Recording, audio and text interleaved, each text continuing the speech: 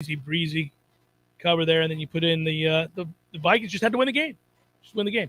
Of course they did. Yeah. That was if they haven't fired him yet, I wonder why. Maybe there's a buyout or something. But Mike Zimmer has been a puckerer for a long, long time, and that's me observing things, not getting undue influence by somebody who might take it more emotionally. We've got several friends who have a lot more invested in the Vikings than you or I certainly do. Yeah. And they would agree, but it's just subjectively true. That was a case of an Adam Fuller 2020 situation in the end zone. They gave 5 yards cushion in the end zone on the final throw. It was strange. I couldn't believe it. That's a toughie. An inside breaking route that occurred after the goal line was allowed a free release from 15 yards away. Quick news, the latest. It was a foregone conclusion, but poor Manny Diaz, whose ass has been out in the breeze for weeks on end, is finally told the news today that he can have a good day, which, if you're him, again, for those that don't know, this is the quintessential kiss my ass on Main Street. Here you go. You make your money to not work if you'd like. If you'd like to take a year and gather yourself, you can do so with millions of dollars while you sit on the beach figuring it all out. It's a pretty good situation to be in. It is crazy how much news is going on. I mean, legitimate news, not let's try and prop up a story. Not that we ever do that here on this fine program, but this is all, breaking stuff for this particular region of the country and recruiting. It's the Empire Building. It's the athletic director, all of it. It's all happening at once here. So let's do it. Let's check off the boxes. Let's go through all of it. Cristobal is a Miami native.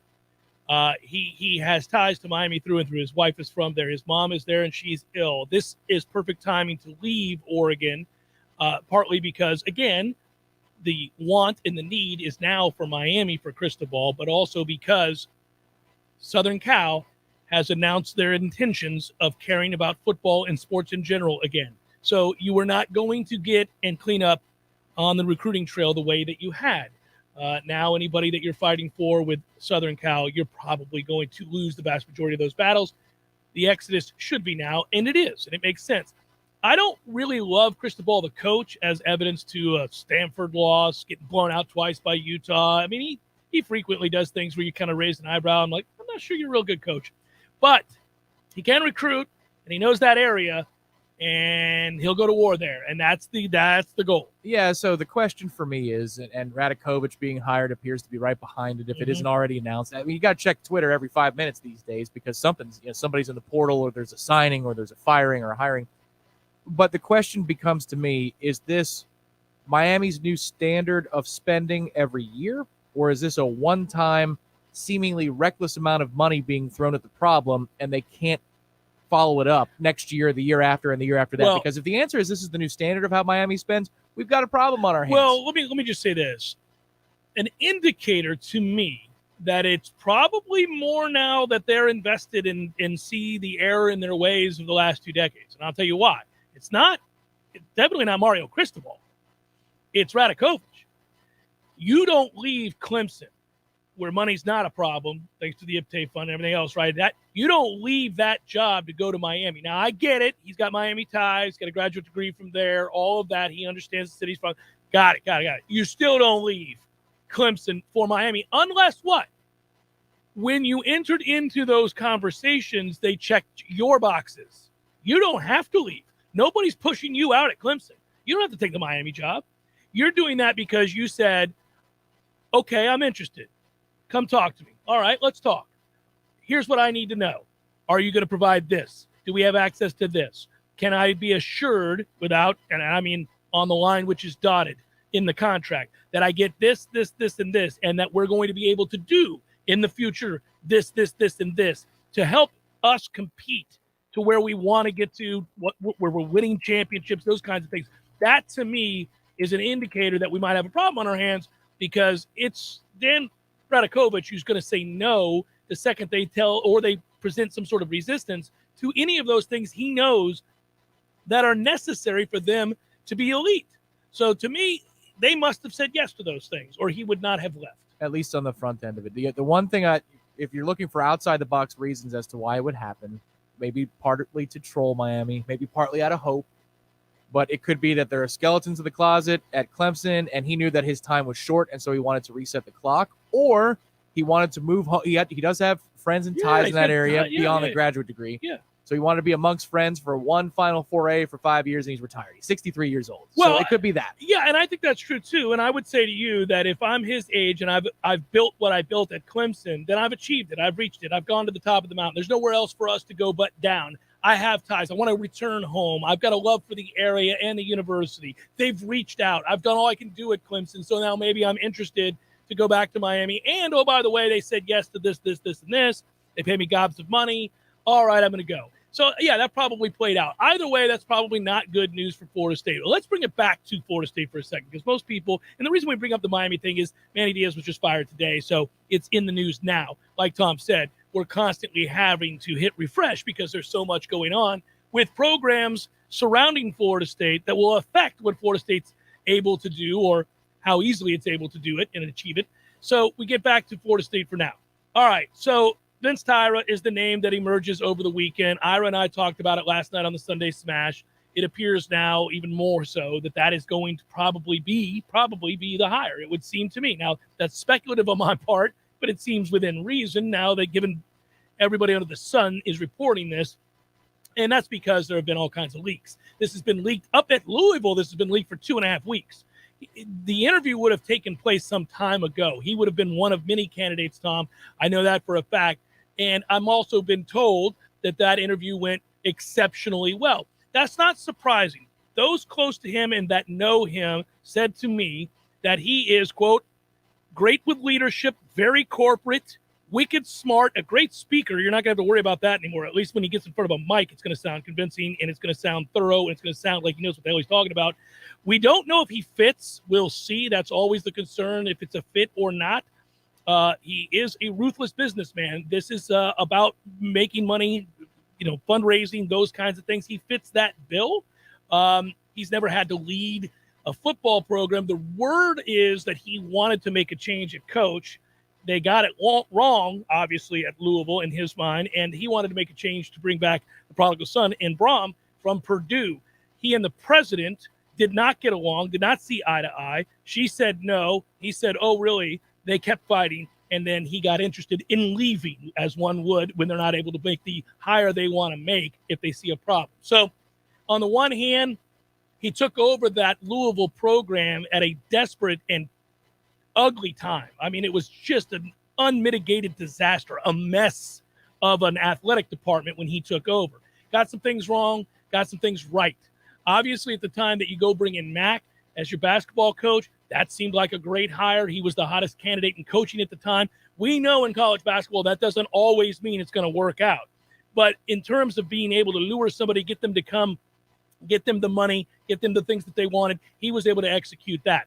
It hasn't done gangbusters for Louisville since that hire, as Mac has put it several times over. He's certainly frequently manhandled by Florida State. But nonetheless, that's one indicator.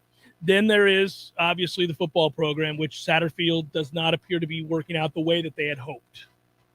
Yeah, my question would be just on the ground, and you hit on some of those things in the bullet points initially, but how integral was he in the fundraising for getting all of those facilities built up at Louisville? Because every time we go up there for a roadie, there's some new construction going on of some kind of project. Remember, they closed in the end zone on the one side, and that's where the players now come out of, and they have their own locker room set up and all that.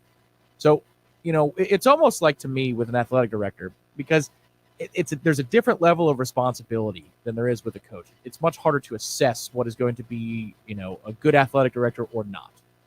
But to me, it's almost like a head coaching hire in that if you can set the table and get us newer and shinier things over the next 5 years, which we desperately need, brick and mortar stuff. I mean, the very basics here in Tallahassee, a football-only facility. Let's get into a new baseball stadium if it can be helped. Let's get the weight room even more renovated. Let's get everything you could possibly get in terms of the things. Can you be the guy to bring us the money to do that? I don't care if that's Vince or if it's Alford or if it's whoever off the street. Can you get us the money to build the things? Because if you can do that, to me, that is going to be the mark of a successful athletic director for Florida State at this time. Now, 5 years from now, after those things are built, are we doing enough with those new things? Do you have to make a change? But let's get these things up and running first. Let's get some money in the university's pockets to be able to do those things and facilitate those relationships. We'll see. we'll see. You're not going to know about the athletic director. Correct. It's almost like a president in the economy, and it doesn't matter what party you're talking about. You're not going to know for a couple of years about what the true impact of the sitting person is on the money being brought in. Yeah. Well, also, I would just note this. The everybody's got an opinion about the AD. The truth is, even those that are very connected, unless you're in those meetings, unless you're behind the scenes to see who the power brokers are and what freedoms you have or do not have in order to pull the trigger on things you want to get done, or things that you were for and the president or somebody else was against, or things you were against that they were for, you can't really know what is good. Well, you can't really know that this hire or that hire of an AD was going to be good or bad. You really can't. It's all speculative at that point without knowing. It's almost like not understanding or not being in the room when a play call occurs or when install happens. We think we know. Now, we can certainly, based on principles in football, it's a little bit different. You can certainly know if a guy's zigged when he should have zagged. We certainly know complementary routes and those kinds of things. But it is awfully hard to know certain individuals' responsibility if something doesn't go according to plan. Okay? So I think in the case of an AD, I see so many people with very strong opinions about, let's just say for the sake of it, because I know him personally and I've known him for years and years and years. Let's just say Jeff Purinton, who a lot of people wanted. I've known Jeff. I used to do PA for the baseball program at Florida State when Jeff was the baseball SID. I go back 20 plus years with Jeff.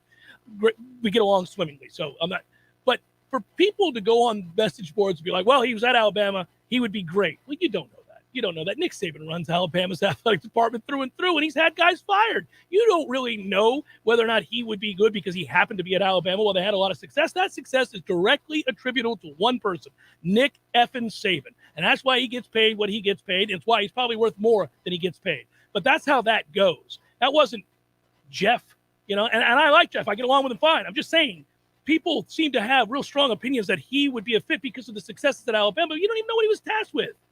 Yeah, that's like when, you have people talk to you about corporate responsibilities and they go through all these terms and you feel like they're made up words, but a lot of them revolve around efficiency. It's like, well, what does that actually mean? Like if you look at the job description, it says, all right, maintain efficiency in the relationships, between this person and this person. Well, what does that mean? Until you get into the corporate boardroom and see how that's conducted, there is a skill to those tasks. I don't know what the hell it means on paper, but when you're in the room and you see the deal getting done, you go, oh my God. Now that person, it's season 2 of The Sopranos. Junior and Richie. He couldn't sell it. I'm better off with Tony. I'm better off with my nephew. He couldn't sell it. We need the guy who could sell it. And hopefully this is that person. We'll see. I mean, now the question is this hire going to be somebody who comes in and makes a friend of Alford and we work together, or runs off Alfred? You can't know. And the booster community is led by somebody different? You can't know. But there's going to be a shakeup of some kind if Alford is not the hire, and it seems strongly to suggest that he will not be the hire this time. Yeah, and it may very well work out that he still leads the boosters and has success, although the thought is that he came here because he thought eventually he might be the athletic director, and so now we don't know. Are there hurt feelings? Are there frustrations? These are the behind-the-scenes things that we'll have to pay close attention to. I do think there'll be a shakeup within the athletic department at the Moore Center. I do think that there's going to be a lot of changes. Well, that's the thing. It's like what changes are made, and that's how you could initially judge, all right, they're reading the room correctly or they're not reading the room correctly. That'll be the first thing I'm looking at on day-to-day ops. But we've been through it a lot. Now that we've been in a business relationship for 12 years, We've seen a lot of people come and go in the doors at the highest level, at medium levels, and you're always wondering, what are your first acts when you join the team? And some people have like almost a playbook that they follow, and others want to interview everybody. Almost like you're re-interviewing for your own job. And then they make calls as they see fit from there. Okay, this person is indispensable. This person's going to help me for 6 months until I get my person in here because I need to learn the lay of the land. All of that stuff is fascinating, and there's backstabbing and there's drama, but that's what's coming in the athletic department. Well, but I will say this. They needed to hire a sitting athletic director, in my opinion. They needed to hire a sitting athletic director, somebody who has done it, who's had to wear the big boy pants, who's had to make tough decisions, had some success with it, financially and otherwise. They needed to hire a sitting athletic director. So I think that removed a lot of people from the overall serious candidacy, right? I think that's true.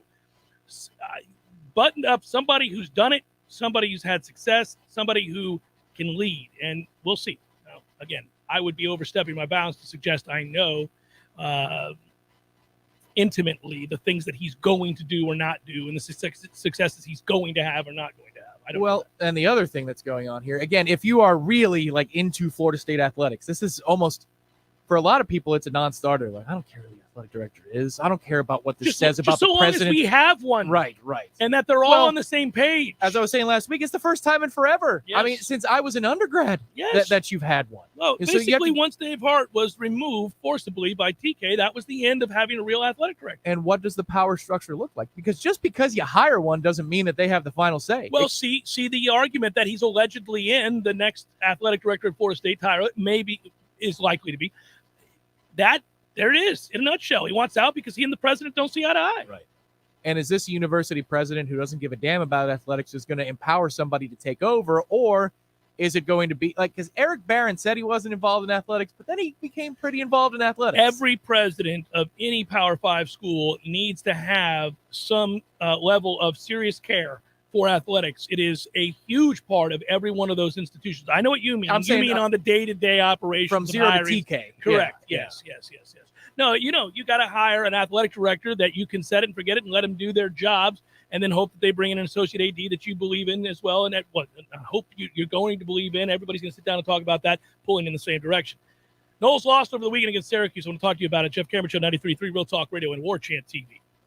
Applications, onboarding, payroll, termination. Business owners and managers, these are the processes that take away too much time from what you do best. But what if there was a locally owned, responsive solution that would charge you a fraction of the big national payroll companies? Sound too good to be true? It's not. North Florida Payroll Services is Tallahassee owned for nearly 15 years. And in that time, their prices have never changed. The reason North Florida Payroll Services can do that? Exceptional customer service that constantly evolves with the latest technology. From application to termination, for turnkey service for your payroll and HR services, trust a Tallahassee expert and save yourself time and money. North Florida Payroll Services. Online at northfloridapayroll.com.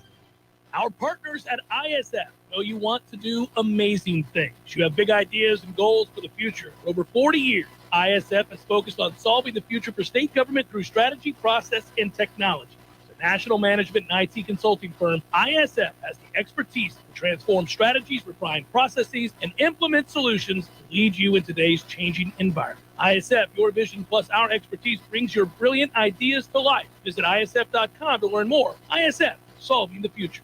Hey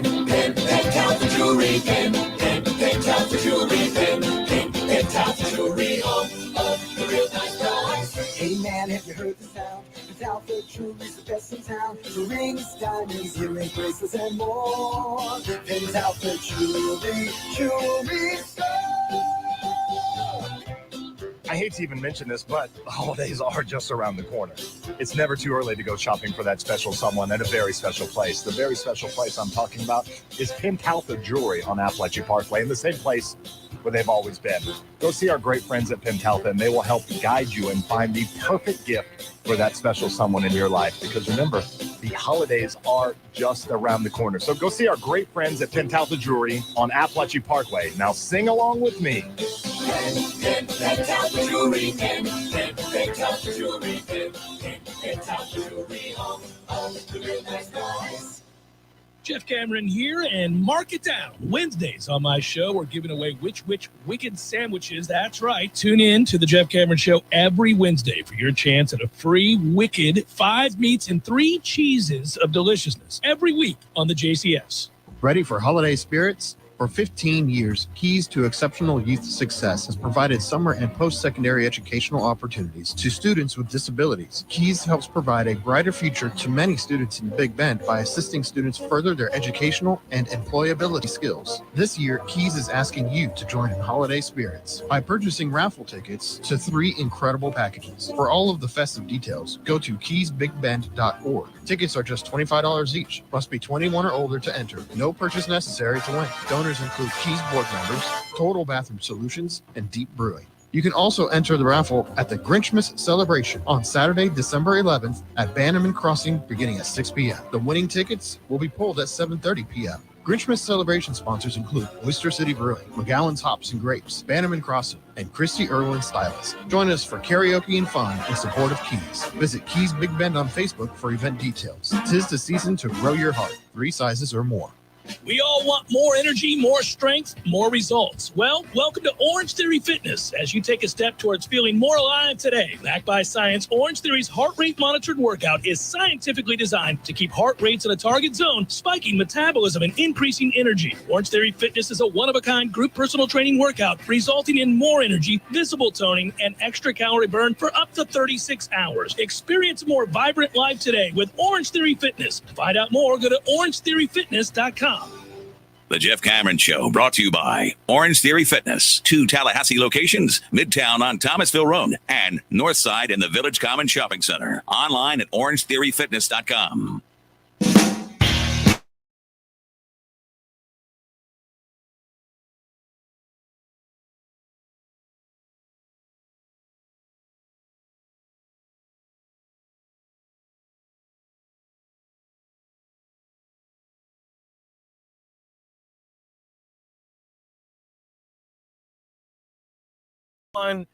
And trapped Florida State as we passed to the corners, and we got frustrated, and it led to a whole bunch of missed shots. And this is frustrating for a couple of reasons, because you blow a lead.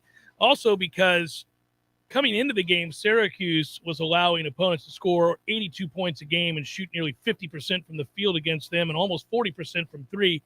Man, damn it. But something we talked about last week, and I said I thought this would be a frustrating first half of the season, and I think it's shaping up to be. And I don't mean it as in, what are they doing? I mean it as in, they're a different team that's having to figure out a lot of stuff simultaneous that they haven't had to figure out in the past. They're always mixing and matching. We know that. There's always this depth, but usually there is a very physical presence in the middle that doesn't exist this year on this team, and they're gonna have to make shots. And when you go through stretches like they did in the second half, where you get a lead up to 11, you feel good about it, 35-24, 19 minutes to play or so in the half, and then the wheels fall off. Well, you know, the thing about missed jumpers, just like made jumpers, is they lead to more of the same. It always feels that way, right? You see, it's like the Red Sea parts and everything goes your way, and you're able to just knock down shots from all over the place once guys hit a few. And when you start missing, it bleeds over to everybody else feeling the pressure to take the lid off the basket. And, you know, I just, that's a long stretch of time to miss a bunch of shots. And that allows for a 31-9 Syracuse run. I mean, 31-9, fellas. That'll hurt your feelings. Yeah, and it was excruciating. The building, you could just feel it. It's not just about the contagiousness of missing it's in the shots. air, right? Yes, yeah, there's no hope when the ball, you're like, come on, you're hoping. You're hoping, and you don't believe it when the ball's in the air. And you could feel that vacuum effect. It's something we haven't felt very often in that building over the last 5 years. You think the pressure of the record got to him, I wonder?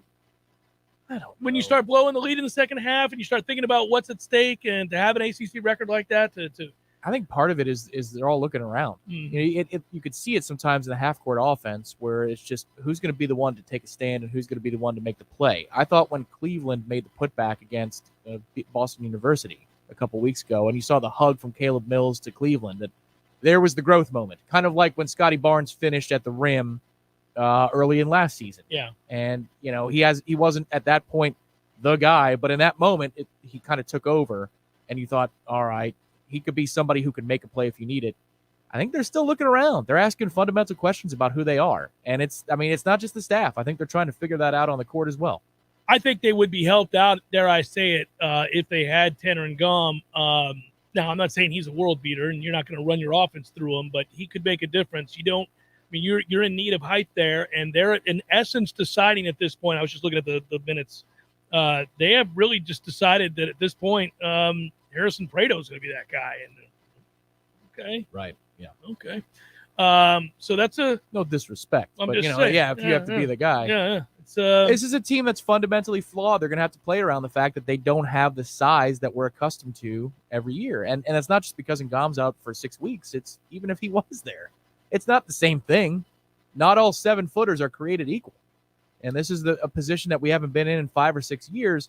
They can still play around it, but you've got to make your shots. When you're hitting 8% of your threes with a handful of minutes to go in the game, I mean, in some ways, it's a miracle that it's within touch.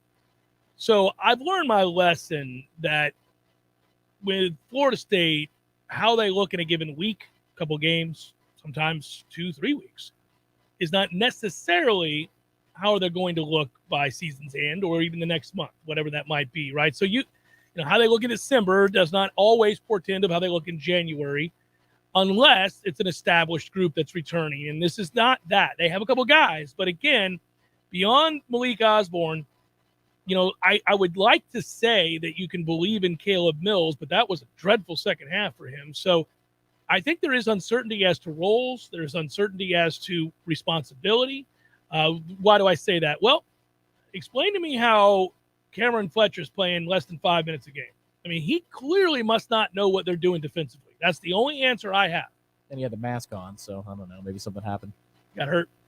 I mean, in between games. Yeah, I mean, I don't know. But he does get lost. That was the thing. I mean, I said it even first couple of glances at Fletcher, and he had a lot more minutes earlier in the season where he'll take over a sequence. I mean, it'll be 4 straight possessions, 2 on offense, 2 on defense. And you go, well, when that kid figures it out, it's going to be amazing. But then you see some basic breakdowns and a lack of understanding or attention to detail when we're in the half court defensively. And that's the quickest way to get your ass parked on the bench by this coaching staff is you don't understand the rotations, the basic principles. That's problematic. I did ask Ira last night because, again, in the interest of transparency, I did not see this game from start to finish as it was played. I went back and had to watch the shortened version of it, did so again this morning. So I got a sense of the drought and all those other things that happened. But Malik Osborne has not been himself this year. And when I asked Ira about that, now I know he had 10 points, but again, 2 of 9 shooting. I said, what's going on with him? What's the sense that you get? And he goes, the same sense I get with a lot of people right now, and that is certain guys trying to do more than they've ever had to do in the past. So trying to be something that they've not had to be. The game's not just coming to them because the other parts are getting done with those that are equipped to do so. So you had to worry about a lot of other guys on last year's team and the year before's team, so that when that kick out came in rhythm to him, that's just a pull up and shoot sort of thing as opposed to a dribble drive, which is now everybody's trying to dribble drive. Right. And drive you nuts. Again, they don't have it's tough. It's tough. This is going to be an interesting team. The last time Florida State got off to this kind of start, it didn't end well. It was 2014, 2015 through 8 games where they looked like this. And that year they began the season at 4-4 and then finished up 17-16, 8-10 in the ACC. Yeah, you got a dogfight on your hands. That's I think, it. Now, this ACC is not the as ding ding. no. But the ding ding kind of leaned its head out around the corner. It's like, what's going on in Tallahassee? Hey, everybody, it's the ding ding. What's happening down there? It's on the other side of the Capitol building. It's like looking over. He's like one of the domes. Mm-hmm. Well, you can see the smoke coming from behind him. He's just waiting. He's like, look. Yeah, it's not white. It's not white maple smoke. It is black charcoaly smoke from the ding ding. Just sitting over there. It is the most unclean looking puff of air. Well, he's been sleeping for years. He had no home. He was frustrated. Yeah. He didn't reside here. But now all of a sudden with that result, I think, what do you got going on over here? He's excited. Ding ding. Time to warm it up. A little worried. This ACC is much worse than that ACC was. So you got a chance. Okay. I'm getting a little nervous. I'll declare, hey, nobody's mashing that red button just yet. The famed panic button has not been mashed. But I'll hit it. I'll hit it when the time comes. I will hit that red button. So we're getting. Yeah, it's a big month. I mean, on January the 8th, I know this because we will have access to the Vista once again. The blinding beauty that we took in this weekend at the Civic Center Suites, folks, at the club level. If you haven't signed up there, you're doing it all wrong. That's where you need to go. But the next game we have in the Vista will be the 8th of January. That is an 8 p.m. tip against Louisville. That is a big game, and I think that's where the son wants to prove to his father that he's ready to put his big boy pants on. And that would be Chris Mack's goal when he gets here into town. Well, it's good to know that you have 2 games here back-to-back. You get a little respite now. And then it's South Carolina on December the 12th. And then it's Lipscomb on December the 5th. Let's get us a couple non-conference victories. Let's segue that on over into another couple wins against UCF and North Florida. Let's go 1-1 in that stretch. UNF has been a problem. UCF typically is, and one of those is the Classic down in Sunrise, right? Mm-hmm. Yeah, we always have an issue down there. Not another ACC game until December the 29th against Boston College on the road. There you go. You get that win in that gym. We'll see. Yeah, I think they still have the wooden backboards there. It's dark, peach And then baskets. We play on either New Year's Eve or New Year's Day.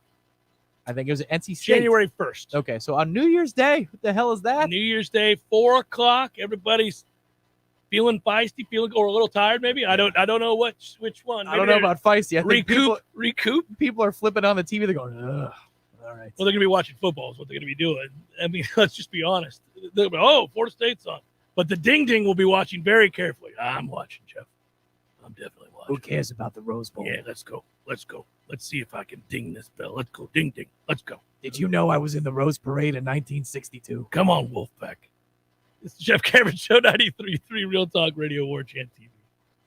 Your local news now. Leon County Sheriff's Office swore in new officers Friday afternoon. This comes following Governor Ron DeSantis proposing sign-on bonuses to first responders since recruitment is at an all-time low. Leon County Sheriff's Office is not the only law enforcement agency offering perks. In fact, it's a trend across the nation as agencies struggle to recruit and keep officers. Reasons for these shortfalls include social, economic, and political factors. The Gadsden County Sheriff's Office is investigating a death at a house fire just outside of Quincy. Foul play is believed to be involved, and the case is being treated as a homicide. Deputies responded to a 911 call at around 4:30 p.m. Friday afternoon on Bradwell and McCall Bridge roads. When deputies arrived, they found a house completely engulfed in flames. After the fire was put out, a body was discovered in the home. Authorities said that this appears to be an isolated incident and that they have one suspect in custody and could not confirm whether or not anyone else was inside the house at the time of the fire or the cause of the death at this time. This is Rachel Lene with your Real Talk 93.3 local news update, brought to you by McLemore Systems, Tallahassee's go-to Mac store. Check them out online at McLemoreSystems.com.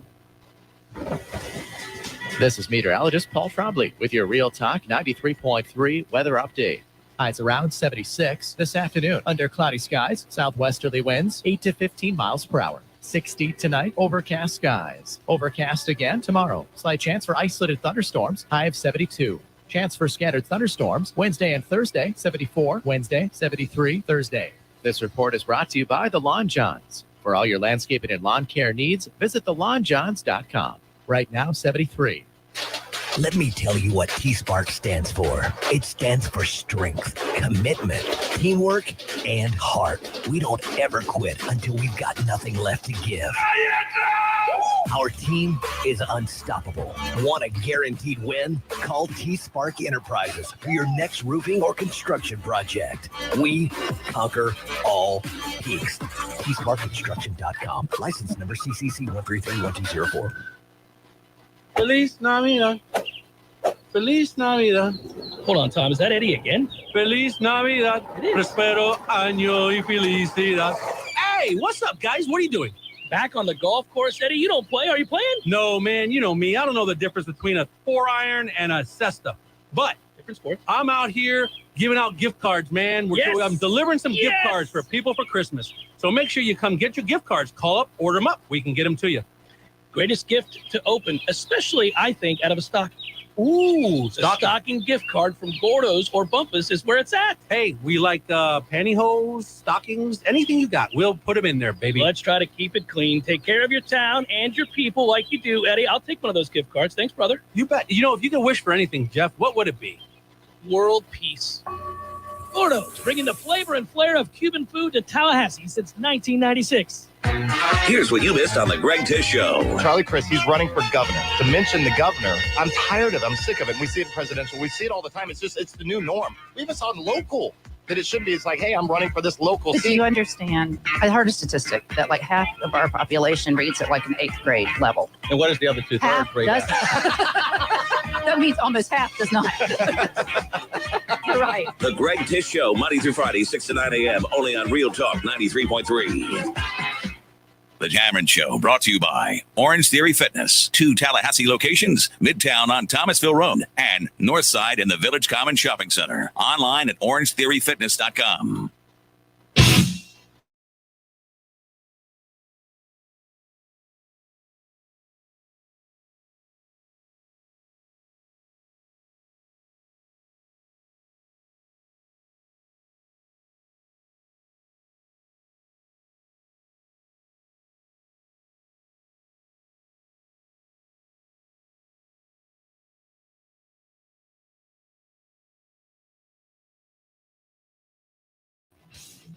Yeah, 8 p.m. It was originally going to be last night. Yeah, it but was last night. for BYU purposes, they moved it from Sunday to Monday.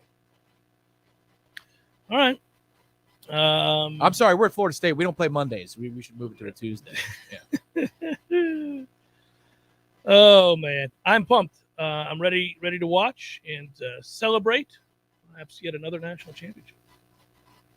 That was a riveting game on Friday. The goal, so they should have scored in the first 15 minutes. Yes. Ended up, I think it was a header off the crossbar. But then the saves that were necessary in the final 15 minutes of that game to keep it at 1-0 over Rutgers were, I mean, one of them, the sequence, it was the first save and then an initial rebound save followed by a rollover and cover. It looked like something that Vassie would do down in Tampa, but they survived it. So to another national championship effort for Florida State, and Krikorian, who we've interviewed before and talked to over the years, has just done such an amazing job. To say that's an understatement, obviously. But you get only so many opportunities. Now there are obviously there are moments of consistency here that one can only dream of, as we every year note that Florida State is in the Final Four and certainly have an opportunity. But man, when you get them, you want to cash it in so bad. So here we go. Yeah, this should look a little bit different than Friday's game as well, because BYU is a high-powered offense. So unless they see something on film that would tell them they need to hold on for dear life and try to get the PKs, this would not look like the Santa Clara game did a year ago for the title or the Rutgers game did on Friday. I think this does figure to be maybe a race to 2 or 3 if BYU doesn't see a fundamental reason to back off. But we'll see. So back to Florida State football for the moment. And I cannot tell you how, listen, we do understand that change is afoot in a lot of ways, all around us, also within the athletic department itself with the athletic director. But I have been pleased that as we're kind of navigating this, and I joked about it last night, and I'm serious, but now Jaleel McCray's name is in. You can tell that in addition to the transfer portal efforts and the recruiting efforts, all of which are very, very, very important, you can tell that the behind-the-scenes conversations taking place from Norvell and his staff with the players on the roster currently, that nothing short of brutal honesty is taking place in those rooms about a player's opportunities. Yeah. They are efforting, in my view, to get as many people to jump into that damn portal as possible, which is a beautiful thing. Well, and it's almost 1:45, and we haven't even touched on the fact that Randy Shannon was on the road recruiting for us as accountable coach yesterday, which means that the linebackers coach is not likely going to be here much longer. Correct. Yeah. No, that's good because you get a huge upgrade in Randy Shannon in terms of recruiting. That's what you get, and that will help out an awful lot. Good to have a guy with the ties to Miami that he does, obviously, at a time that Mario Cristobal is taking that job. It's just absurd to think about, too. I mean, I remember when I brought it, we were talking about transfers and recruits and how many spots you're going to give, and then the NCAA, it was kind of in the dead of night 2 months ago when they said that you can have a +7. Adding it, yeah. You can have 7 more kids because they want to account for COVID-19 shifting and the new rule itself. And so how can they try to account for all that in one move and still have enough homes for kids that want to transfer out of their colleges, plus all the high school incoming freshmen? How can they do it? All right, so we'll give you 7 more spaces. Well, let's just say Florida State used all of those spaces. 32 new players of your 85. You talk about roster flipping. Some school, maybe it's us, maybe it isn't, but some school out there is going to dramatically flip the picture of their roster overnight. They're going to use those 32 properly. Yeah, and a lot of people have in the past. Like I mentioned this to you before. We saw what Mel Tucker did at Michigan State. And it's not as if a lot of coaches haven't availed themselves to this opportunity, but I think that they've expedited the process here. You cannot take a step back. So at 5-7, you got to move forward. You got to have a winning season. We know that. You got to continue to try to garner momentum there. You did enough in all likelihood to secure a top 15 class, maybe even a top 10 class. That's great. But you have to find, for all those voids that have to be filled on the defensive line, and Big Coop coming back was nice, but you still have a lot of guys to replace that were uber productive, including the best defensive player in the ACC this year. So, man, the more opportunities you have to replace dead weight on the roster with kids that have played big-time college football and are willing to come in now and capitalize on this chance because they've seen others do it and have success. That was the blueprint this year. They've got a chance now to really hit that portal and have success. In order for Florida State to get to that number, though, it's going to have to become a tired thing of kids announcing that they're in the transfer portal. Yeah. I mean, you have to say, oh, there's another 3, there's another 4. Yeah. Every time I see another name, I go, come on down. Right. Well, think about it the other way. Just do the math the other way.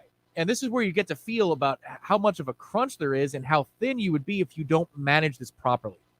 All right, so you have 85 spots. Mm-hmm. You can bring in 32. Mm-hmm. What's the difference? 53. Mm-hmm. That's the NFL's magic number. It was forever. It might be 54 now. But 53, you think about that number in a college roster and you start to get a little nervous. You're like, man, you don't really have much of any room to do anything.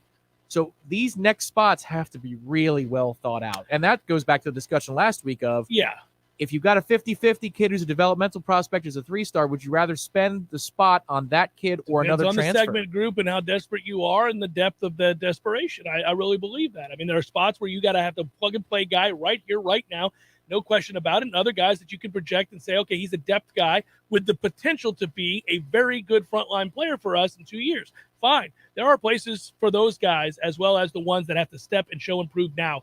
And the show and prove guys have to be on that defensive line and that offensive line. Yes, also at wide receiver, although I think you're getting some help there. The defensive line is where these games are won and lost. Your ability to be in those games, it's all about trying to create a way to make teams one-dimensional in essence. Florida State did a pretty good job with that this year. They weren't world beaters, but they were good against the run. They gave themselves an opportunity to improve over time and put people in difficult leverage situations, 3rd and long, those kinds of moments where the sacks came. So trying to replace that right now is of desperate importance, and you will not move forward if you do not have success in the transfer portal at that position. I'm talking about defensive end and defensive tackle. And you probably will continue to struggle in certainly the drop-back pass game if you don't find another couple of offensive linemen to come in here and play as well. They were not deep. We saw injury problems led directly to losses. If you didn't have your starting 5 out there last year, you just straight up lost for the most part. Yeah, I think what we're setting up for here is another situation where you come into spring football after all this is done, which that just feels calming to think about because there's so much overhaul between now and that point. But we get to spring football where we're going to need as media members, even though we cover this team every day, we need that roster when we walk into practice. There are some years where the SID says, you want a roster? No, I know who I'm looking at. Yeah, I got it. No, not this year. No. This upcoming spring. And maybe that's the case. Maybe that's just the way it is thereafter. You're not going to get 32 every year. The NCAA is not going to let you do that forever. But maybe that's just the name of the game now. If a kid believes he's 2 years away and he's already been on campus, he's a redshirt sophomore, rising redshirt sophomore, and he thinks it's going to be at least another year before I play, maybe the standard is for that player to leave. It's just going to be very hard to build 4-year continuity on a roster for myriad reasons. NFL departures when you're at your best, and then playing time. In the midst of all of this, we do have our Final Four. I haven't even mentioned it to start the show with all the change afoot that we've been talking about, but Alabama, Michigan, Georgia, Cincinnati, those on the outside looking in, Notre Dame and Ohio State. Turns out the Cincinnati win on the road against Notre Dame, which we all deemed to be very, very important before the season and at the time, turned out to be everything. That win is what allows Cincinnati to get in, along with 2-loss Big 12 champion, 2-loss Pac-12 champion. You had everything conspired. Everything conspired, and it worked. But because that it did, I understand it, and I get it, and that's fine. They're in without controversy. In fact, the committee got lucky. Everything just rolled out there very smoothly for them. It was easy to put Bama 1 after they trounced Georgia, which, oh, by the way, if you're Georgia, yes, you get a second shot at it. Probably even pleased to be playing Cincinnati, which should be a favorable matchup for you. Michigan, which actually I think is a favorable matchup. That's what I meant to say. But we talked about it at the time. I'm like, man. Well, what the Vikings did to you, the Dogs did to me. I threw them down on a money line as a part of maybe a 5-way. And I don't know if you ever heard of this before. A 5-way. I was getting after. Have you ever heard of this? I was one leg away from hitting the parlay. Yeah, has that ever happened? Nobody's ever said that to anybody. But yeah, that was for me. It was the Dogs. And when they responded from the early deficit, I thought, okay, that's the start that Alabama needed. Georgia ends up tying the game. It was 17-all. I'm thinking, yeah, that's probably it for Alabama in the scoring department. Nope. No. Oh, no, hell no. They weren't even close to done. Were just getting started, buddy. My God. And Bryce Young looked like the best player and most comfortable player on the field in all of the biggest moments. And everybody watching went, are you effing kidding me? Just in the nick of time. Again with this. It's Jeff Cameron Show, 93.3 Real Talk Radio, Warchant TV. Own routine after a long day. For me, I like to take a walk with my dog, get some fresh air, maybe relax on the porch, and lay in my hammock in a nice shady spot. No matter what your routine is, you know the sound of those mosquitoes. It starts with just, then another, and then another. And before you know it, you're literally slapping yourself, running for safety inside. Paul's Termite and Pest Control has an inexpensive solution to this persistent problem. Paul's has a program that treats the grounds, flower beds, shrubs, and standing water, and it controls mosquitoes year-round, which means you can take back control of your yard and quit smacking yourself across the face. Enjoy your yard again, mosquito-free. Call Paul's Termite and Pest Control today for your free consultation for the elimination of termites or any other pest. Visit Paul's online at callpauls.com. That's callpauls.com. Your home is where your memories live, where you laugh, and where you love. We understand the importance of the valuables under your roof, tangible and intangible alike. So no matter what's around the corner, we'll be there, offering you and your family the support that's made Florida Farm Bureau Insurance a trusted name for over 75 years. You deserve more. You deserve a promise. I'm Andy Cohen with Florida Farm Bureau Insurance. Please call me at 850-671-FARM. That's 671-FARM. Hi, Chris Kraft for the Kraft Brothers dealerships. By now, we've all heard that used car prices are through the roof. So your car, yes, the car you're probably driving right now, is worth more at Kraft Nissan Infiniti than anywhere else in North Florida. Every day we buy cars from customers, or they trade up. They come into our dealerships telling us that dealers offer them over Kelley Blue Book price. Forget that. At Kraft, we threw out the Kelley Blue Book prices months ago. With over 100 years combined experience, our appraisers know the market. They offer you the right price, which is always more money than you'd get anywhere else. So you can sell Kraft your car for holiday cash right now or get maximum savings when you trade in for a new car. Why right now? Because on January 1st, your car has a birthday. It's officially a year older. So I've challenged the Kraft appraisers to raise the roof on appraisals. So you see, we get a big factory bonus if we sell 200 more cars by year end, and we're close. It's simple. You buy from us, and we share our year bonus with you in the form of higher trade-in prices and bigger discounts. But you better hurry, because time is ticking on 2021. Kraft Nissan and Infiniti, both on Mahan Drive. There's fun to be had every night at the Corner Pocket. Take home prizes on Trivia Tuesdays and Beer Bingo Thursdays. And kickstart your weekend with Martini Fridays. Plus happy hour runs every weekday and game day specials every time the Noles take the field. Watch all the best games at the Corner Pocket's Vegas Wall, featuring 560 inches of flat screen TV heaven. Oh, really? The best food, the best drinks, and the best place to watch all the games. Tallahassee loves the Corner Pocket. Cameron Show brought to you by Orange Theory Fitness. 2 Tallahassee locations, Midtown on Thomasville Road and Northside in the Village Common Shopping Center. Online at orangetheoryfitness.com.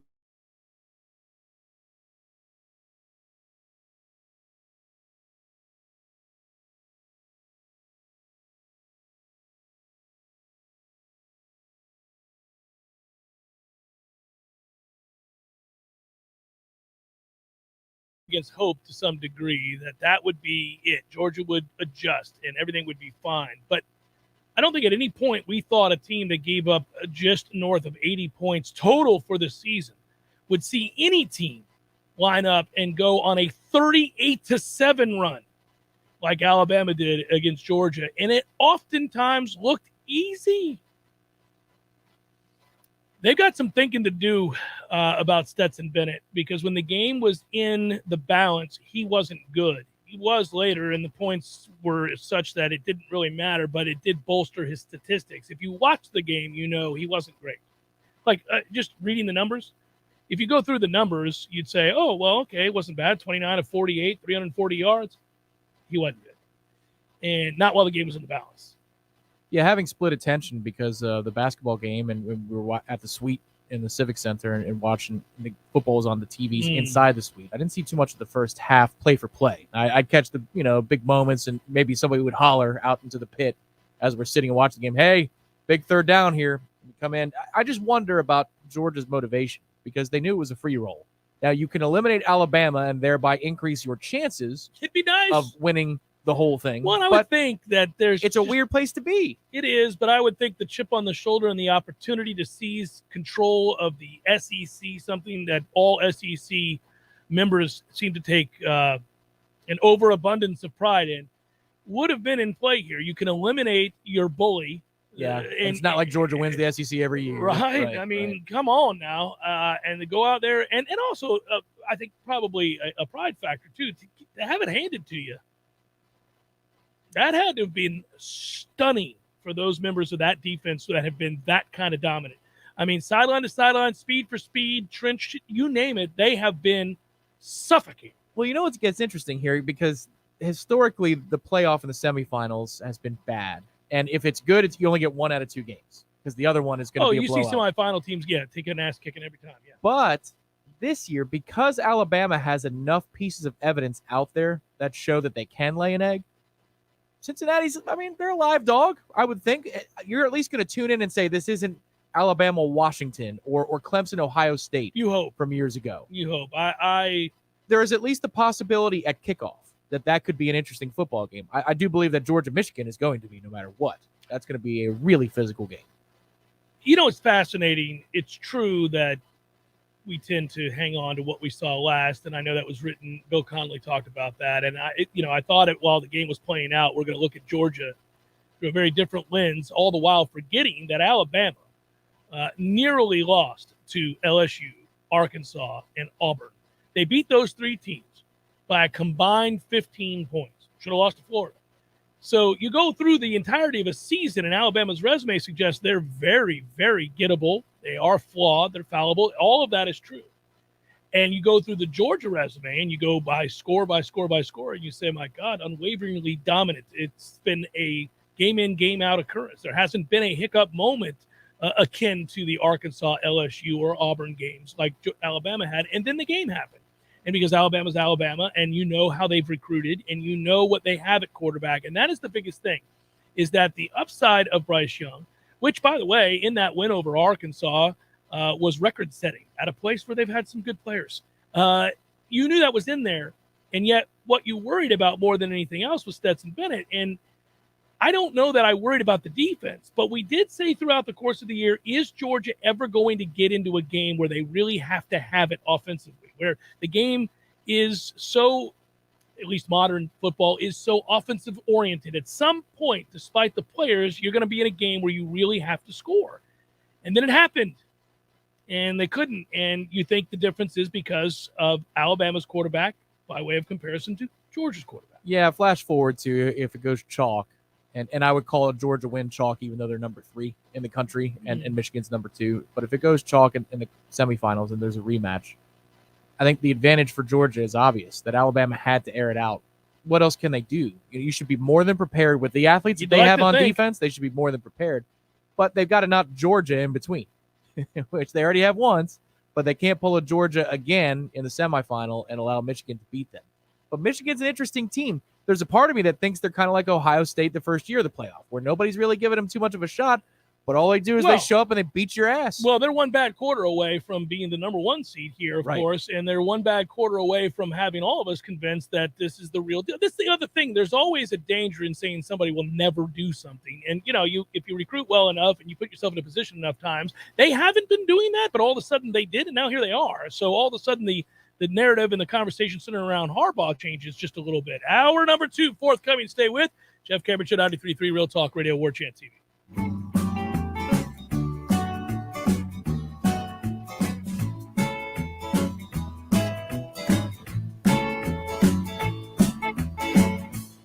Coming up next, more of the Jeff Cameron Show, live and local on Real Talk 93.3 WVFT, Gretna, Tallahassee. News this hour from townhall.com. I'm John Scott.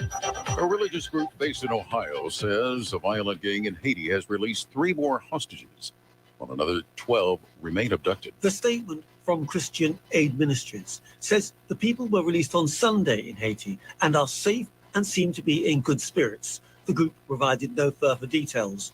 On November 21, the religious organization announced the 400 Mawoso gang had released the first 2 hostages of a group of 17 kidnapped in mid-October. The gang has threatened to kill the hostages unless demands are met.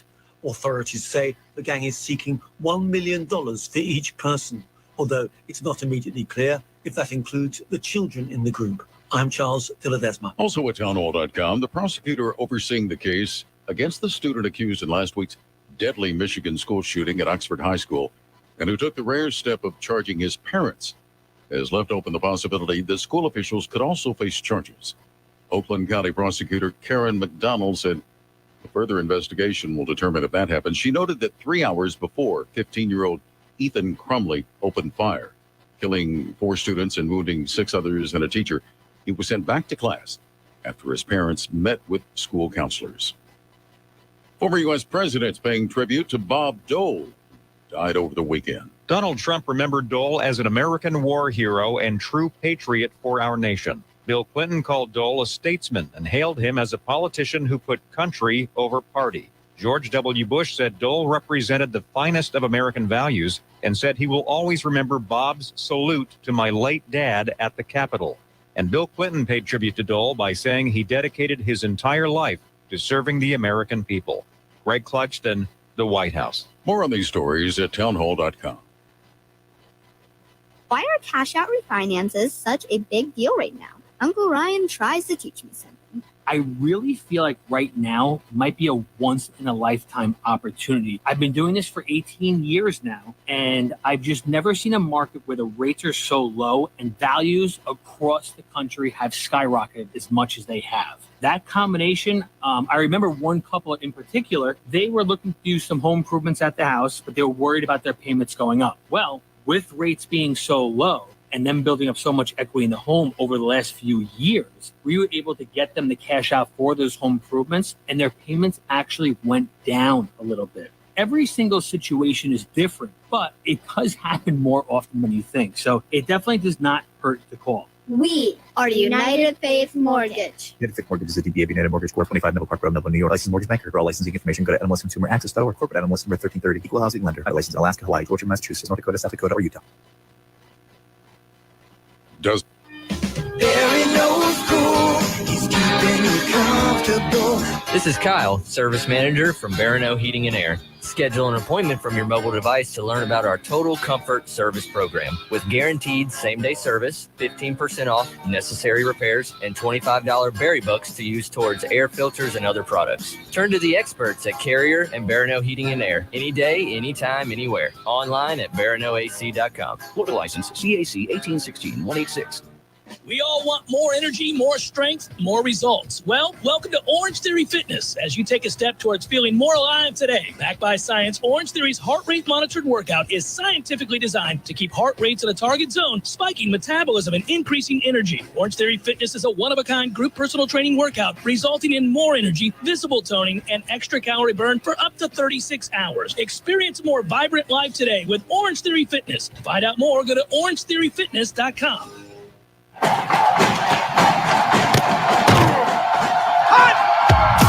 Broadcasting live from Florida's capital city, this is the Jeff Cameron Show, brought to you by Orange Theory Fitness on Real Talk 93.3. Now, stop what you're doing and listen closely. It's time for the Jeff Cameron Show in 5, 4, 3, 2, 1.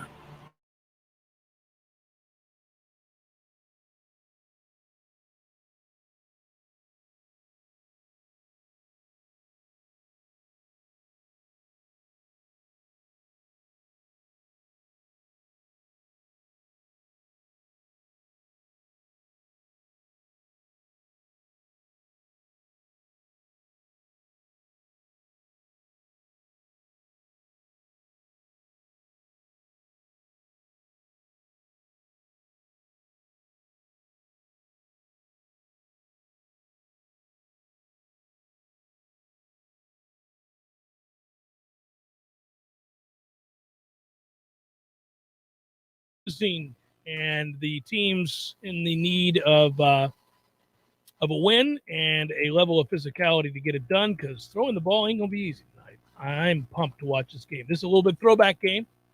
Should be fun. The weekend that was saw lots of change around college football, and most notably, we've had our antennas up for Florida State to hire a new athletic director. You just want that leadership in place, like let people debate who it is they wanted and who they didn't want. But Vince Tyra looks to be the guy in the crosshairs right now for Florida State. It's a guy that's a sitting AD at Louisville who appears to be in a fight with the university president about a football hire, or at least if that's to be believed from the local insiders there at Louisville. That seems to be a bit of a strained relationship, this being the final straw, which opens up his candidacy. He comes in, interviews well, along with some other candidates that are interviewed. He emerges as the favorite, or so we're told. We'll see. But it does appear to be moving in that direction. For Florida State, it's very vital that they get real leadership at that position and make the necessary changes moving forward as we wade into choppy waters, with change being a constant. That's true, too, of Mike Norvell and staff as they look to secure a top 15 class and also flip this roster. Lots of names going into the transfer portal for Florida State over the last 72 hours. More to follow, one would assume. That's good. More spots available for better players. That roster has to get a lot better if they're going to continue to take steps forward and improve. They got better in areas, but of course we know 5-7 can't happen again next year. Got to see where this happens, where this goes, but improving the roster would be a big part of elevating competition day-to-day in practice. Changing your fortunes become possible at that point. We shall see. But, of course, hourly, you get the updates on warchant.com about who they're visiting, who they're talking to, and why, and what possibilities remain in the transfer portal, and who else has entered said transfer portal, both here and from afar, because some are leaving, while some most certainly will be arriving. And that is where we sit. Meanwhile, our rivals and those around college football that have an impact on our ability to recruit the region and improve, as alluded to a moment ago, they continue to make changes. First, of course, we go back to the end of the season where Florida made the change with Napier. We find out what he's going to do. Now you watch Miami investing and moving on, looking to bring in Radakovich as the AD from Clemson. That affects Clemson to some degree, but it certainly affects Miami as they get a guy who is as accomplished as most or any AD you can find. Now he's getting up there in age. This looks like his last job, has ties to Miami. We'll see. They bring in Mario Cristobal to be the head coach. That will work for them from a recruiting standpoint, I do believe. He's not a great X's and O's guy. He's just fine as a recruiter. But that's direct competition for Florida State and South Florida, where an overabundance of really good players reside. We'll see. Does Randy Shannon being out on the road for Florida State help mitigate some of that disadvantage in South Florida, given his connections and stature there? One would see. As I noted, lots of change. Yeah, and it would appear, too, that Miami is investing a lot of money in the assistant coach pool as well. So this is something to watch over the next year or two. I don't know how much damage that they can do, the Cristobal Miami staff, in the next 9 days before the early signing period begins, because it would appear that most of our high school recruits, if not all of them, that are currently committed to Florida State are going to sign on that day. But the thing that I'm worried about, as we're under 10 days from the early signing period beginning, can't have it soon enough, is, next Monday night or next Tuesday afternoon, a kid saying, well, I'm going to delay my decision till February. Like, that's the kind of stuff I'm looking for now. I'm not trying to be a negative person, but when you have both of your in-state rivals changing head coaches, when you've got a new head coach at LSU, you've got the defensive coordinator at Clemson, now the head coach at Oklahoma, you've got Lincoln Riley at USC, and there might be a kid was interested to go, or kid or two actually, who are interested in going to Oklahoma when Lincoln Riley was there. There are just so many moving parts here that I hope things go quietly for us on the commitment front between now and the 15th. But you've got to be ready for just about anything between now and then. Not to be an alarmist. I'm just saying, most years you wouldn't have this many changes and this many potential variables crop up at the last second. I think this weekend, for kids who have official visits left or unofficials, where are they going this particular weekend? Are they coming here? Are they staying at home? It's a really important time to be locked into this website at warchant.com. And I'm not saying that because we're employees. It's just legitimately true on every level, on the player level, the coaching level, and the administration level. Things are changing here. It's so funny to watch the ebbs and flows of a coach's career and the way he's perceived. We mentioned before the break, before the end of the hour, I was talking about where Harbaugh sits now in the eyes of so many. And rightfully, he was criticized for a very long period of time for his inability to get Michigan wins over rivals, consistently losing the biggest of games on their schedule until they didn't. Until this year, they won, and won convincingly, and won in a way that sees them in the college football playoff. How does that shift the narrative? Well, if you think back to Cristobal there at Miami, yes, he has ties. He was a former player there. He was on 2 national championship teams when he played there, 89 and 91.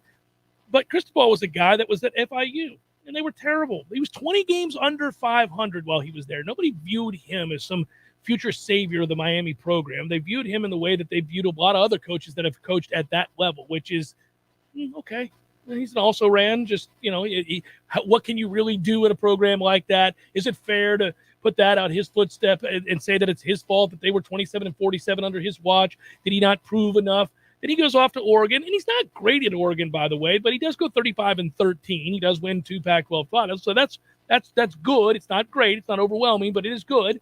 In 5 seasons, he's also lost some games that are head scratchers and got blown out not once but twice this year by Utah, and of course lost to Stanford this year, who was simply terrible. So you look at him and you're kind of, I'm not real sure, but his connections, his ties, his passion for Miami will win in the recruiting game. That we know, and so therefore you do worry about that. For Florida State, its athletic director situation looks to be resolved here sooner rather than later. That's good to get leadership in a very important position for the first time, I would argue, since Dave Hart. Now, whether or not he'll work out, time will tell. Exactly. We don't know. Everybody's got an opinion about it, but we don't know enough about the behind-the-scenes stuff that happened at Louisville as to whether or not he had control of what, hiring and firing process. It sounds like he didn't lately with the football program, and that's why he was interested in leaving. Well, if I was the new athletic director, whoever it's going to be, I would use this moment in Miami athletic program history to try and galvanize us, to let this be a watershed moment for Florida State. Hey, we've got a head start in the short term, but we can't let that erode as time goes on, because it's going to be tough for Cristobal to make the most of this recruiting class. Now, he's got a head start with a good quarterback.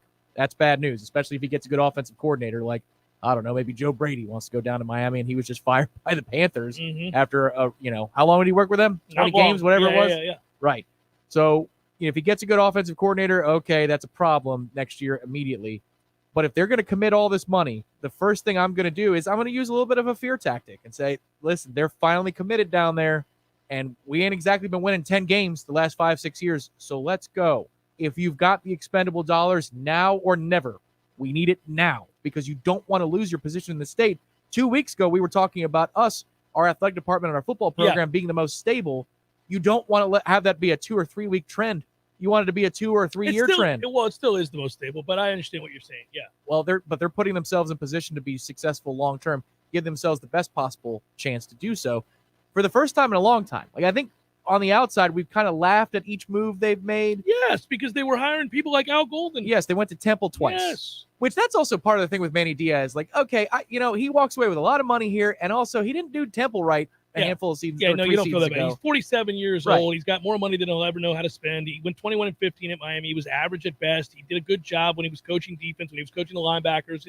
He'll get another job if he wants it. But this would be the one time in the last 15, 20 years, well, 15, where I'd say, oh, so you want to commit that kind of money to get that AD, and you're going to commit to an assistant coaching pool that without Cristobal to get? It shows real intention, right? Without question. We better match that. It's time to get going here. You don't want to get past within the state. You want to have the pipelines to Miami still be open. And by get going, you mean hire an athletic director and has a vision and starts the process, who then is able to recruit the dollars that you're referencing. Well, yes, and get on the same page. And we have a 100-yard IPF, so let's build more things.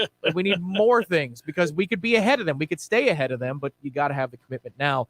Who's going to be leading those calls? Who's going to be on those booster tours? Is Michael Alford still going to be a part of that equation, or is it the new athletic director leading the way and there is a yes man in the position at boosters? We'll see. Yeah, not knowing how that's going to play out is what leads to angst for people because we want certainty. We don't like to be in limbo, but I don't know that we are. I think there are assumptions being made, and perhaps fair, but I'm not sure. The idea that Alford not getting the athletic director's job means that he wants out could be true. I don't know that to be true. That's what the assumption is, that he took this job with the idea of angling towards being the next athletic director at Florida State. Of course, he did have athletic director experience, so that didn't seem preposterous, right? But it also was at a very small school, and so it wasn't the same as a Power 5 school. A lot of people thought, well, that's not a slam dunk. We don't know. Presumably, he was part of the interview process, most assuredly, right? He sat down, had his opportunity to present and make his case. I guess perhaps did not win over the committee involved in making that hire. So what are you going to do? I mean, at this point, he has a job to do. Hopefully he's on it. If he's upset, then we'll find out down the line. We won't know anytime real soon because I don't think the move to leave here would happen overnight. And I think he would probably, it's always a good look to continue to do your job to the best of your ability. And I think that'll happen. The athletic director in and of itself, when he comes in, having been a sitting athletic director, knowing what he wants, I would expect change. I would expect there to be a lot of shakeups in the Moore Athletic Center. Let's just put it that way. Jeff Cameron Show, 93.3 Real Talk Radio, Warchant TV. Wooden Glass has been taking care of families since 1945. Experienced, reliable professionals who offer only the best, like Wooden's top-of-the-line bath enclosures. Eye-catching storefronts are a specialty at Wooden Glass, and they provide precise installation. Wooden Glass, Tallahassee's first family in glass. Online at woodenglass.com. Call 850-222-5781. Hey guys, it's Greg Tish here. If you know me, you know how much I love to grill, smoke, and cook outside. With the holidays just right around the corner and the cooler weather, there's nothing better than a backyard fire pit or a custom outdoor kitchen. But where do you start? Well, you start at Hearth and Patio of Tallahassee. They have everything for gas grilling, charcoal, standalone grills, built-ins, custom kitchens, unique high-end fire pits, and you can even build your own pizza oven. And don't forget about maintaining your indoor fireplace. If it hasn't been, well, it's a good idea to have Hearth and Patio come take a look at it to make sure it's safe to use. Or you can replace the whole thing and transform the look and style of your room. If it has anything to do with fire, you need to call Hearth and Patio. Write this number down. It's 727-4282. That's 727-4282. Or you can always check out their website to view all their products and services at hearthpatiotallahassee.com. This is Patty Wilson. Oh, I'm sorry. We're ready. He's recording. Why are you always saying your last name? I don't- It's Patty and Scott. Everybody I don't knows know that. Patty and Scott. I don't know. This is Patty Wilson. This is. I am Patty Wilson. What is the idea behind said promo? It's for Patty's Playhouse. We're on Patty's Playhouse Saturdays at 11. Tune in. That's stupid. Just tune in. Saturdays at 11. Patty Wilson, Patty's Playhouse. House talk with a happy ending. Each and every time.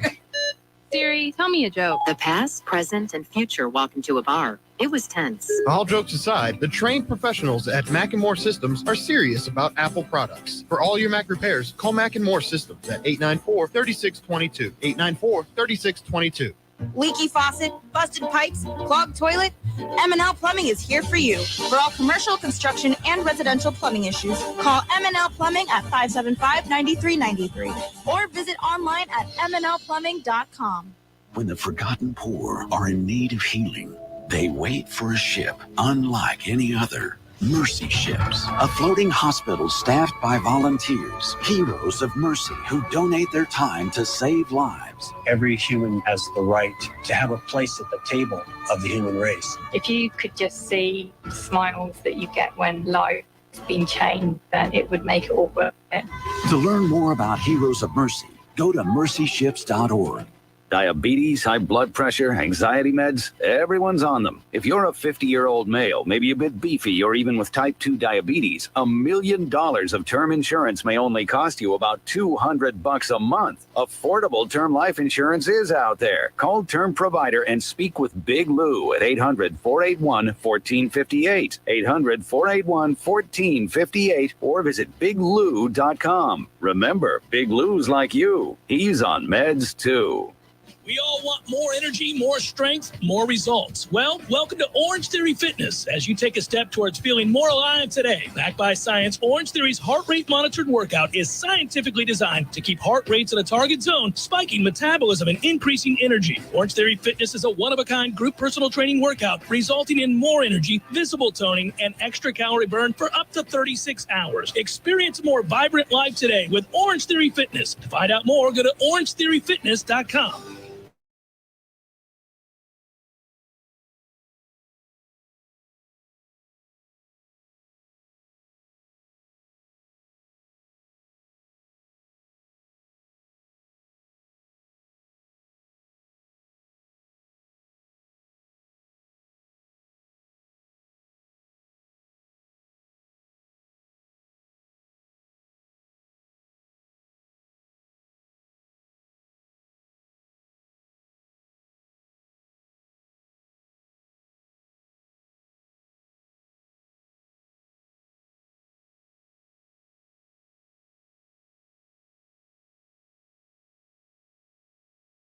Yeah, I think when you have this level of change and this level of movement in college football, everybody gets nervous. Everybody gets very, very nervous. You can sense it if you're on the boards or you look at Twitter or you look at it, and everybody's like, because you just want to be sure. I was talking about this last night on the Smash.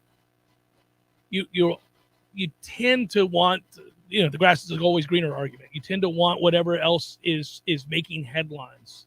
If you're not, it could be the best thing for your university that you're not making headlines, that you're remaining status quo, that you have some continuity, that you're entrenched in some sort of understanding and direction, as in this case espoused by Mike Norvell and his staff, and that you're in good standing with recruits that you've had consistent conversations and consult with and have been coming to visit, as opposed to the shiny new thing, which is Cristobal to Miami or whatever you want to look at right now.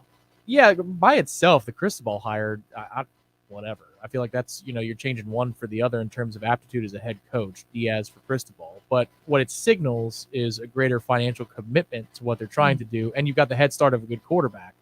Like, that's where it gets difficult, and you start to get a little bit worried.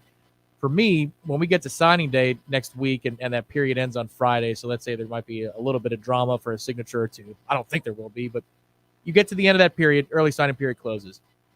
If we're somewhere between 18 and 24, 25 kids committed at that point, that's fine by me. The more spots that are open for transfers after that's over, the better.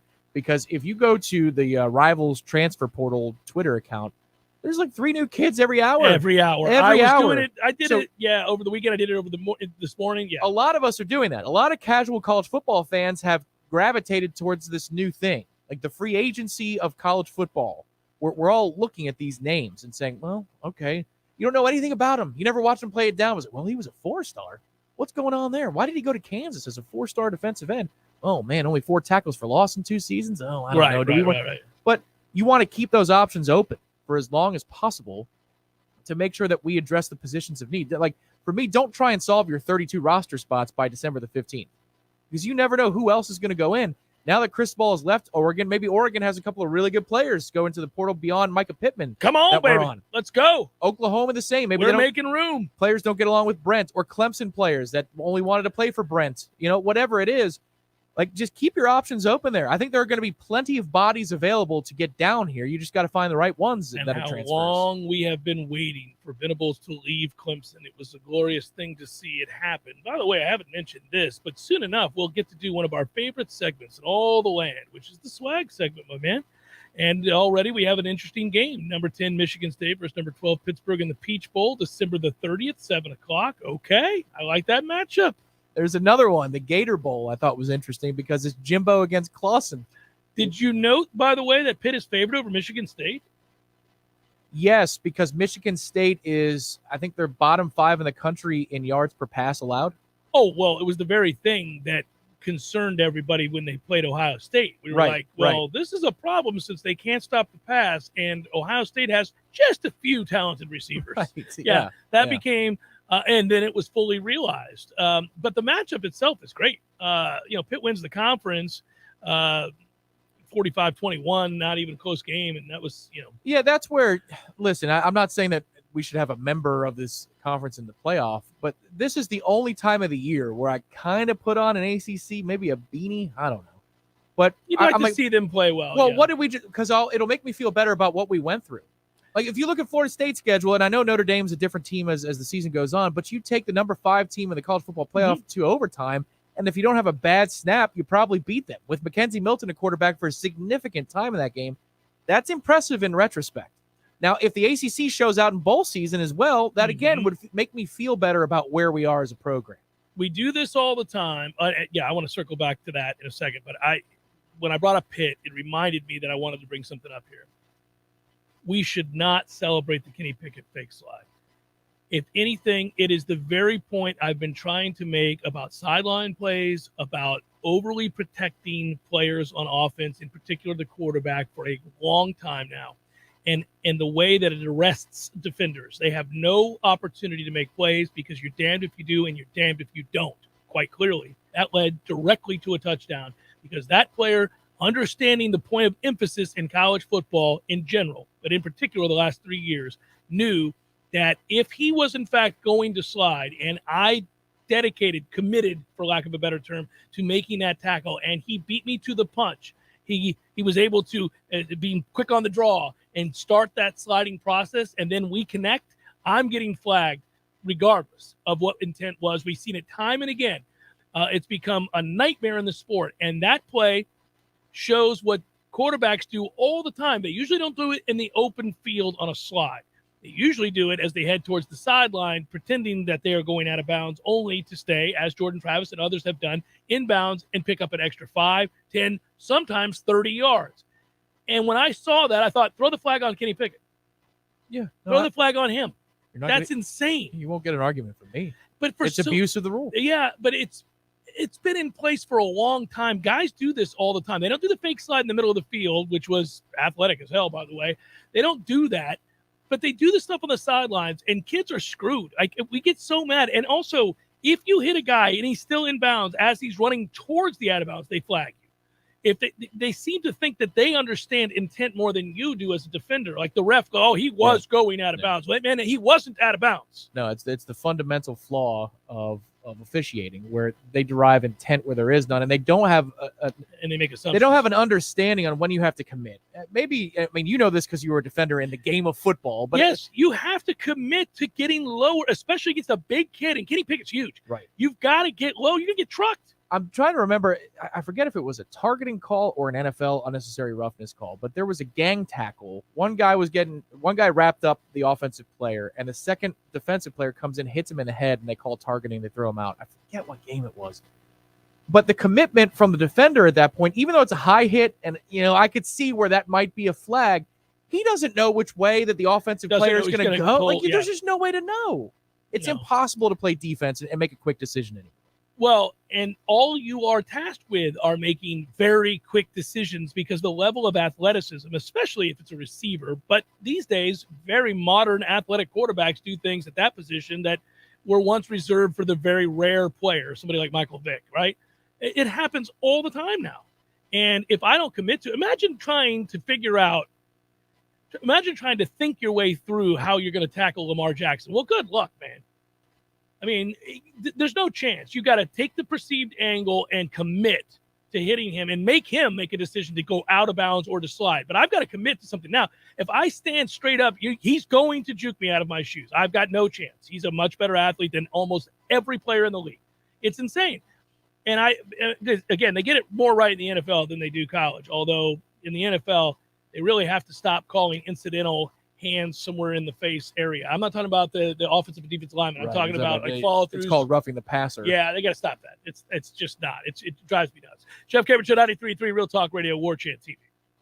Your local news now. Police are conducting a death investigation following the discovery of a body near a vehicle in the area of Old Bainbridge Road and Westbury Drive Sunday morning. Officers were called after someone noticed a suspicious abandoned vehicle. Authorities canvassed the area and found a man near the vehicle. He was pronounced dead at the scene. Old Bainbridge Road was closed for some time as detectives investigated. The investigation is still ongoing. During a press conference Friday, First Lady Casey DeSantis announced $12 million in funding will be going toward the expansion of peer-to-peer mental health services for first responders. First Lady Casey DeSantis said, "Our first responders have made it their life's work to put the needs of others before their own. It is vital that we provide them with resiliency and mental health resources to continue serving our communities. By expanding these services, we can help to create a strong network of support for our first responders. The funding will go to all 6 DCF regions and will be used to either create or expand peer-based services in these areas." This is Rachel Lene with your Real Talk 93.3 local news update. Brought to you by Macklemore Systems, Tallahassee's go-to Mac store. Check them out online at MacklemoreSystems.com. This is meteorologist Paul Trombley with your Real Talk 93.3 weather update. Highs around 76 this afternoon. Under cloudy skies, southwesterly winds 8 to 15 miles per hour. 60 tonight, overcast skies. Overcast again tomorrow. Slight chance for isolated thunderstorms, high of 72. Chance for scattered thunderstorms Wednesday and Thursday, 74. Wednesday, 73. Thursday. This report is brought to you by the Lawn Johns. For all your landscaping and lawn care needs, visit thelawnjohns.com. Right now, 74. Now that it's Christmas time, it's time to spread the holiday cheer, and there's no better way to lift spirits than a visit to Tallulah CBD. Shop local and stuff your stockings. Delta 8 gummies for $1.99. Chocolates are just $3.50. oils, vapes, and so much more. Plus, while you shop around, you can now enjoy all new CBD drinks on tap, like Kava, Delta 8, and Kratom. Absolute stress-free shopping. Only at Tallulah CBD on Market Street and in Bannerman Crossing. Merry Christmas. Ladies at Tallulah. Feliz Navidad. Feliz Navidad. Hold on, Tom. Is that Eddie again? Feliz Navidad. Prospero año y felicidad. Hey, what's up, guys? What are you doing? Back on the golf course, Eddie. You don't play. Are you playing? No, man. You know me. I don't know the difference between a 4-iron and a cesta. But different sport. I'm out here giving out gift cards, man. I'm delivering some gift cards for people for Christmas. So make sure you come get your gift cards. Call up, order them up. We can get them to you. Greatest gift to open, especially, I think, out of a stocking.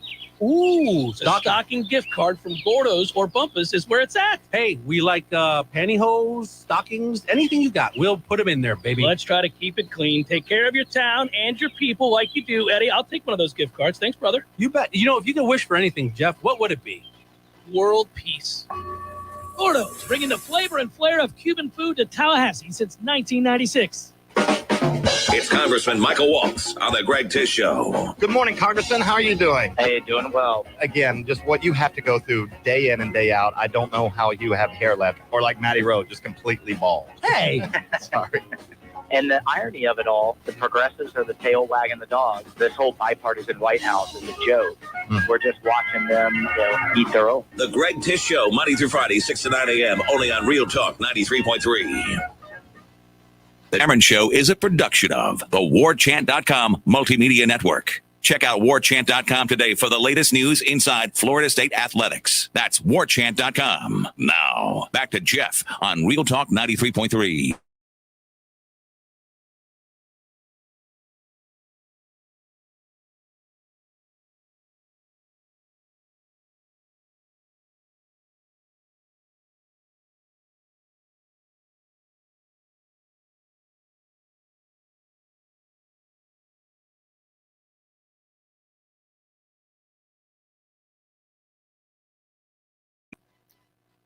For player safety have adversely impacted defensive players, and it has to change now. Makes the game less enjoyable, and as you said, hasn't had the desired impact changing. I've talked about that a lot. It's very, very frustrating to watch that play out the way that it has over the years, and you've seen the rules in and of themselves are already set up for offenses to have success, given what you can and can't do. So, yeah, but then you add to it. It hurts. Irash Bell. Warchant.com. Busy time. You can read his latest article.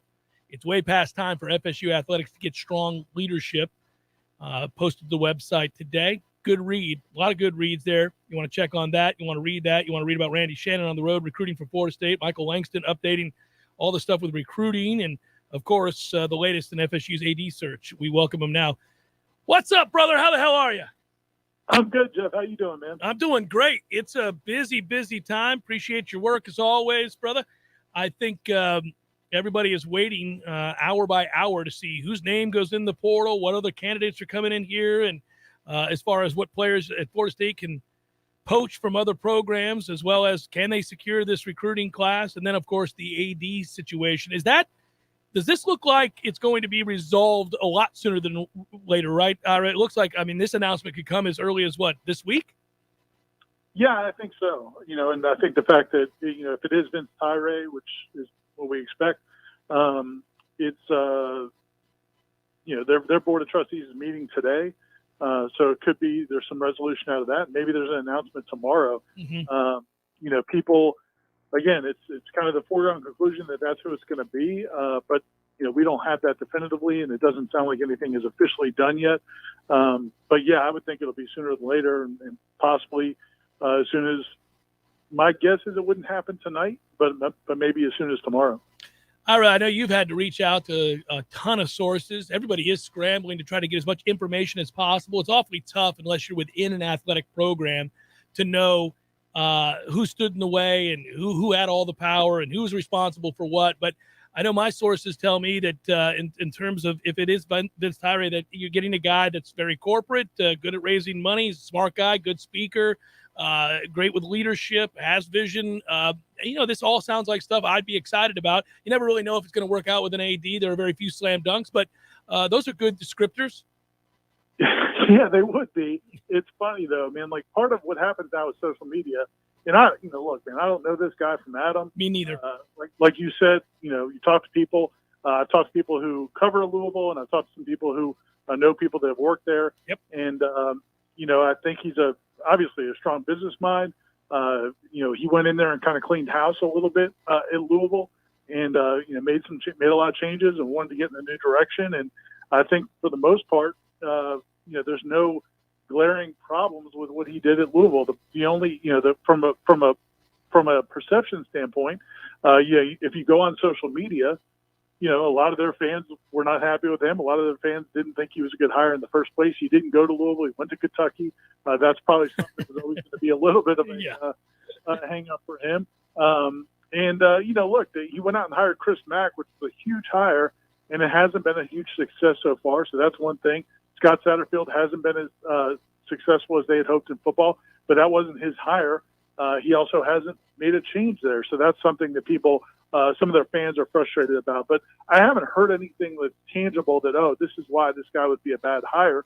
And as you said, they interviewed several people. This process went on for several weeks, maybe even longer than that. And, if this is who they hired, then you'll have to see. And if it's a bad hire, it doesn't work out, then President McCullough will have to answer for that.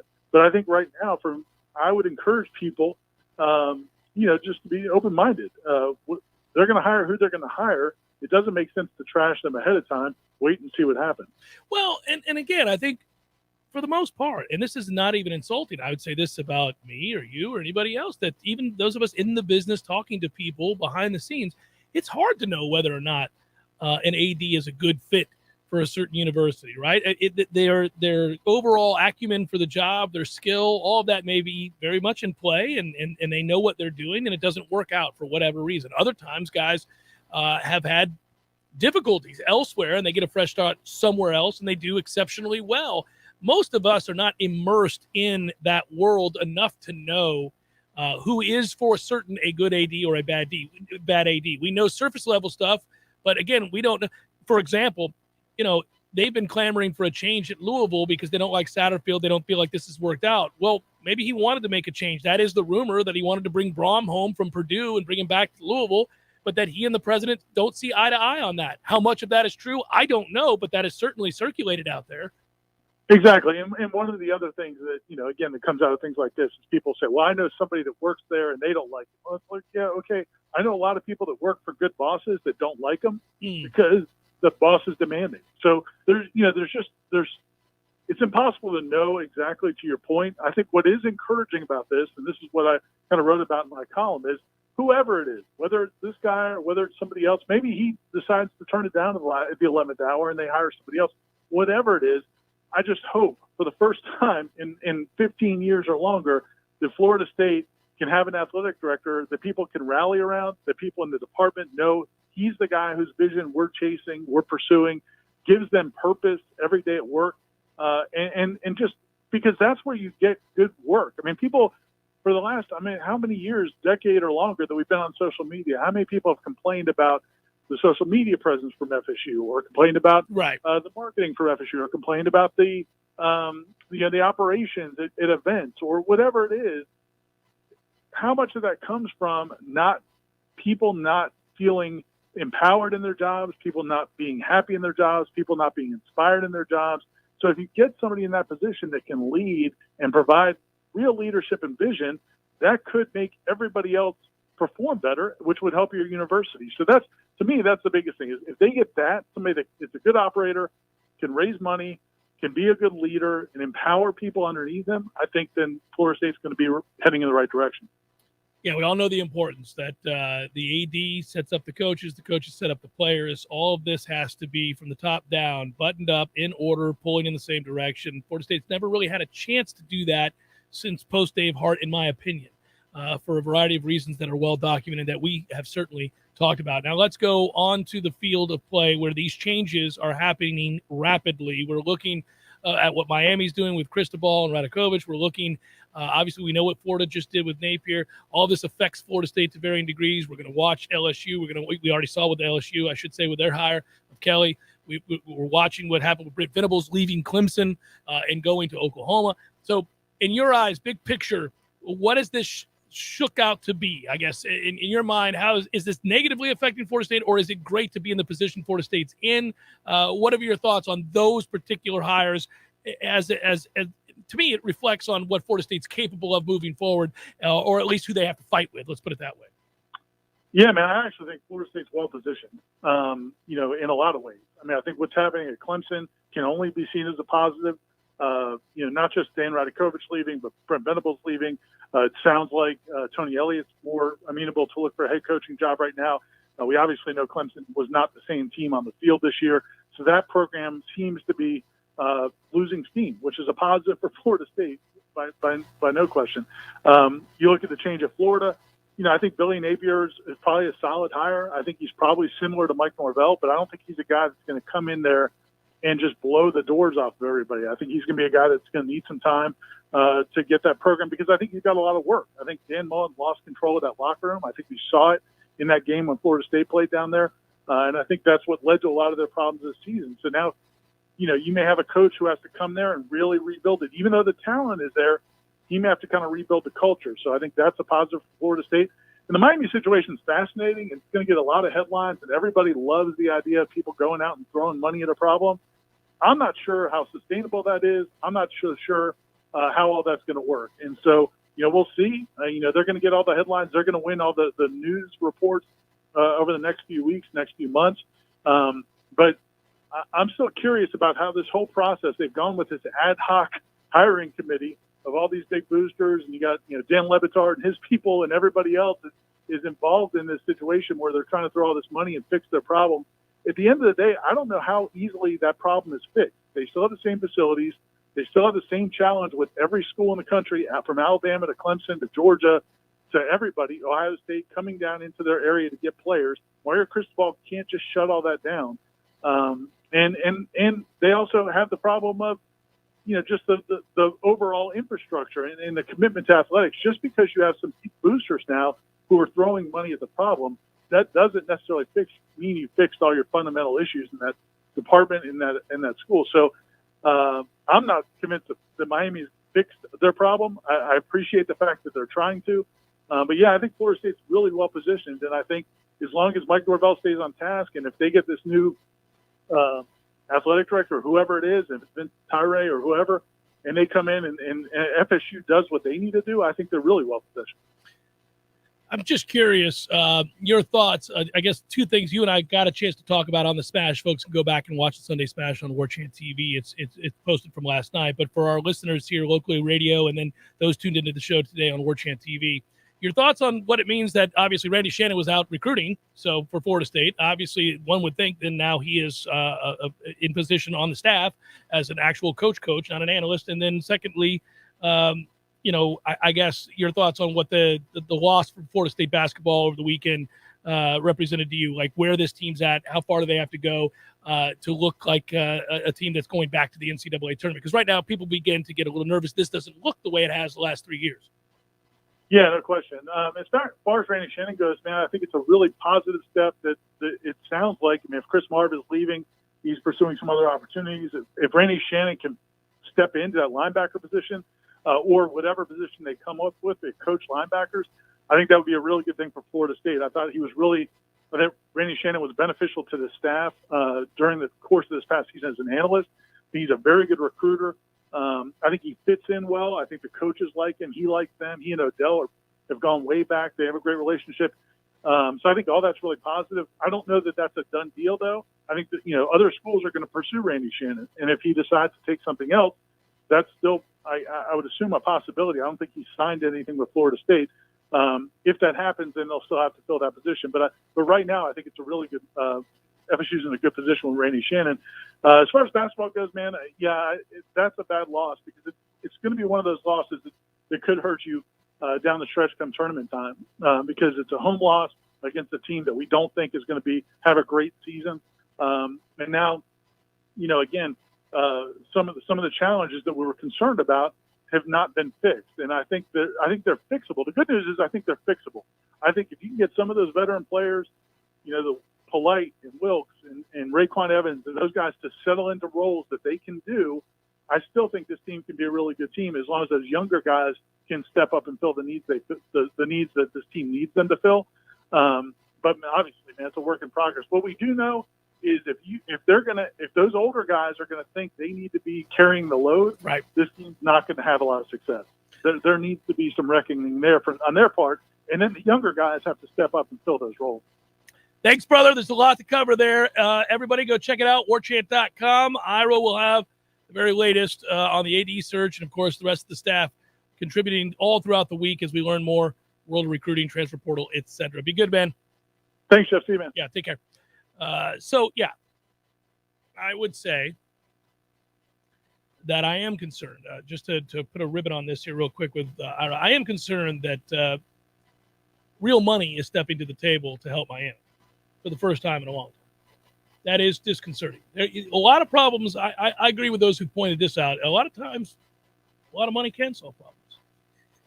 It gives you a little bit of wiggle room. Ask the Yankees. Now, I'm not saying the Yankees. Yeah, so when we whiff on one guy, we'll go get two more. Just go get two. Yeah, it does have a way of working itself out.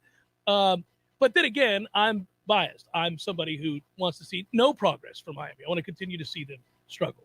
Yeah, to me, again, my fundamental question is this a one-time surge of money that they're promising is going to be a constant flow of cash to the program? That's not true. Or is it the beginning of this is the new standard, the way Miami is going to spend? Because if it's the beginning of the new standard of the way that Miami is going to spend, then all right, yeah, you've got a fight on your hands. But if it's, we're so pissed off at being mediocre, we're going to throw $30 million at the problem and let's see how it does, and in 3 years we'll see what we do next, then okay, this might be something where you see marginal improvement. But I think what you're going to learn about how real the money is in the next 2 to 3 weeks, the assistant hires, the salaries of the assistants, and the number of analysts that Miami brings in. Because that's the big talking point down in Gainesville with Billy Napier. Is army of people. He's going to have an army of analysts. Yeah. And listen, that might not be true, or it might be that there are a bunch of bumps. I don't know. But that kind of talk raises my eyebrow as a Noles fan, saying, of course it does. I mean, it's not surprising that by the time Alabama got to play Georgia, they had something waiting. They had something offensively waiting for Georgia that nobody else could come up with. When you have a sea of analysts to hyper-focus on every aspect of what a team is or is not, and where you have areas of strength to attack that weakness, it's no wonder it happens. I mean, yes, they also recruit incredible players, and Nick's a great coach, but having former head coaches from scattered across college football's landscape to come and be at your halfway house when they get fired to just analyze a segment of a team weeks in advance is beneficial, one would think. Come back, wrap it up momentarily. Jeff Cameron Show, 93.3 Real Talk Radio.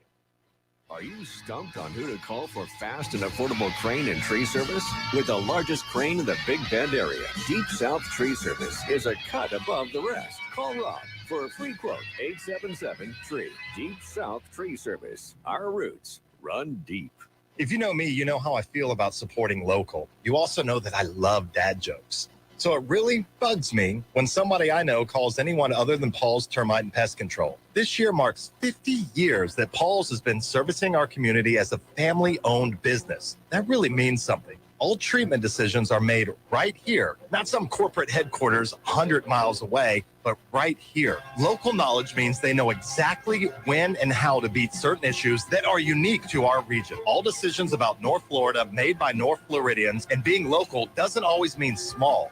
Paul's is the largest locally owned termite, pest, and lawn company in the region, but you'll always get the small town treatment and quick service also. Paul's offers a same-day treatment guarantee if you call by noon. If you see something in the morning that's not supposed to be in your house, call Paul's and they'll get them all that same afternoon. It's that easy. For the elimination of termites or any other pests, and for a greener lawn too, visit callpauls.com. Our partners at ISF know you want to do amazing things. You have big ideas and goals for the future. For over 40 years, ISF has focused on solving the future for state government through strategy, process, and technology. As a national management and IT consulting firm, ISF has the expertise to transform strategies, refine processes, and implement solutions to lead you in today's changing environment. ISF, your vision plus our expertise brings your brilliant ideas to life. Visit ISF.com to learn more. ISF, solving the future. Your body is a masterpiece designed to heal itself from within. Learn how to maximize your health by tuning in to Phenomenal Health with me, Dr. Ryan Finn. Saturdays at 2:30. Experience true health today and call Finn Chiropractic 386-7700.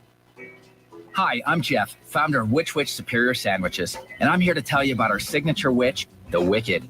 Why call it the Wicked? Some say it's wicked tasty, some say it's wicked large. One thing's for sure, with oven-roasted turkey, ham, pepperoni, roast beef, and bacon, as well as your choice of 3 cheeses, it definitely takes you from wicked hungry to wicked happy in just a few wicked good bites, only at Which Superior Sandwiches.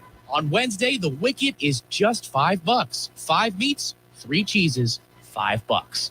Live in living color and totally free. Subscribe to Warchant TV on YouTube, the digital home of Warchant.com. From the practice field to pregame and the phone calls afterwards, Warchant's YouTube channel is home to live programming like Seminole Headlines, Wake Up Warchant, The Jeff Cameron Show, as well as Trench Talk, a live Q&A with Noles offensive lineman Devontae Love-Taylor. Just search Warchant on YouTube and click or tap the subscribe button. That's it. It's totally free. Warchant TV on YouTube. Just another reason we're the ultimate Seminole sports source. The Jeff Cameron Show, brought to you by Orange Theory Fitness, 2 Tallahassee locations, Midtown on Thomasville Road, and Northside in the Village Common Shopping Center. Online at orangetheoryfitness.com.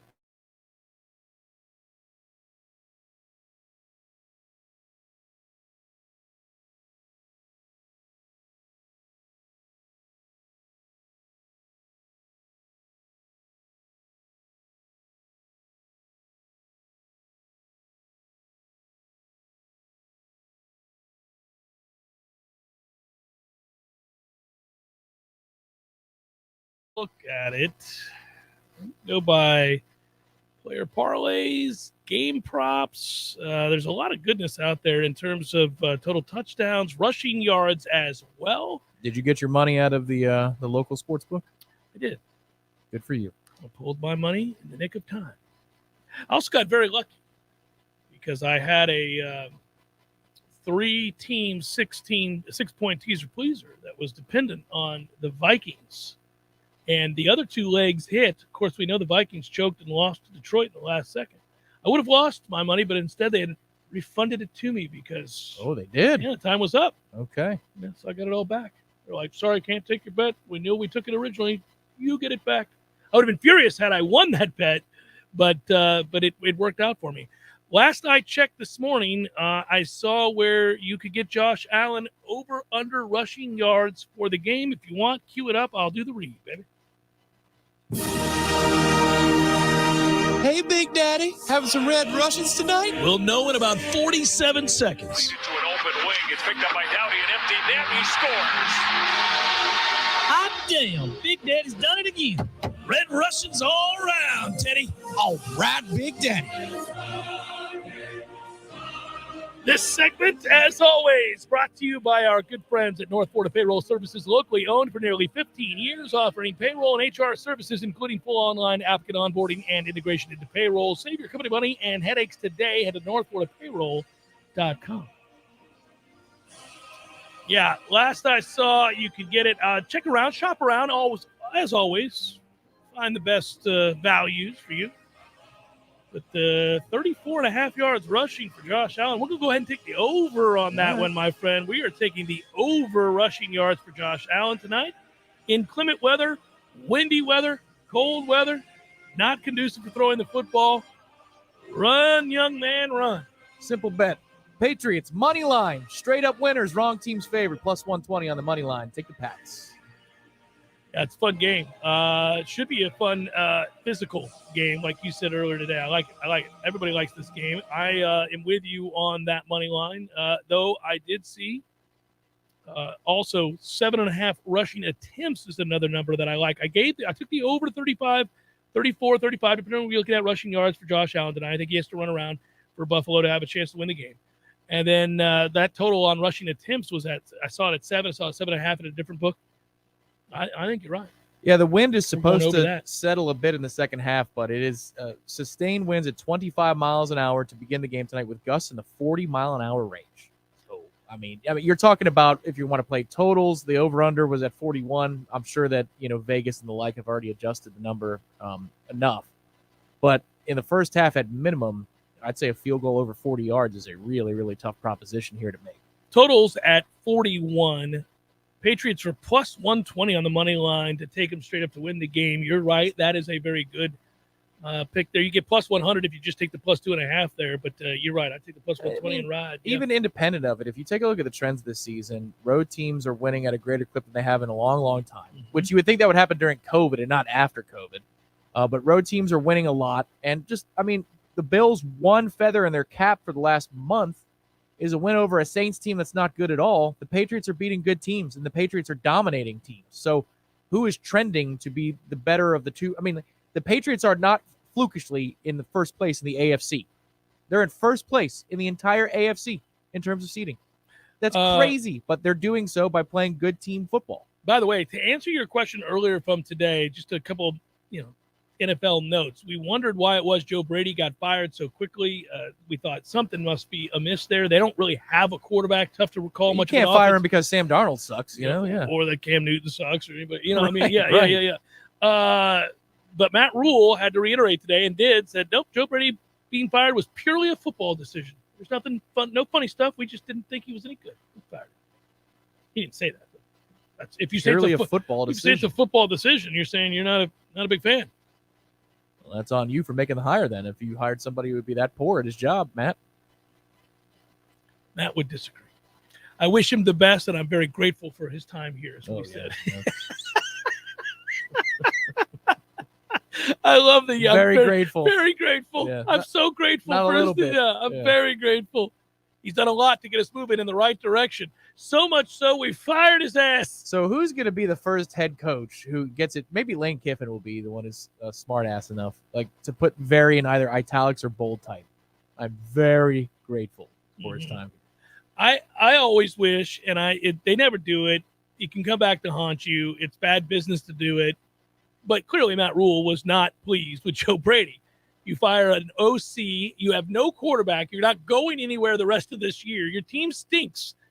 And you fire him mid-season instead of waiting to the end of the year. That tells you all you need to know. They were not on the same page. No, I thought that would be something along the lines of, Joe Brady lied to them about, something, courting a job, or he didn't show for a meeting. Which would seem strange. They had to go find him like Johnny Manziel. And, he's playing pool at 3 a.m. Right, where's Matt? Yeah.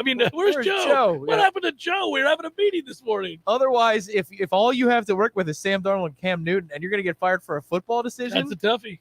What are you supposed to do? Yeah, but that's why I wish that in those moments, in this case, the head coach Matt Rule would be like, well, our offense has been terrible, and although we have not had much to work with at quarterback, Joe really exacerbated the problem every week. He was ill prepared, no real cogent game plan from week to week. To put it bluntly, Joe did a terrible job. So we fired him this morning. I'm relieved to have fired his ass. It's been a nightmare. We wish him well.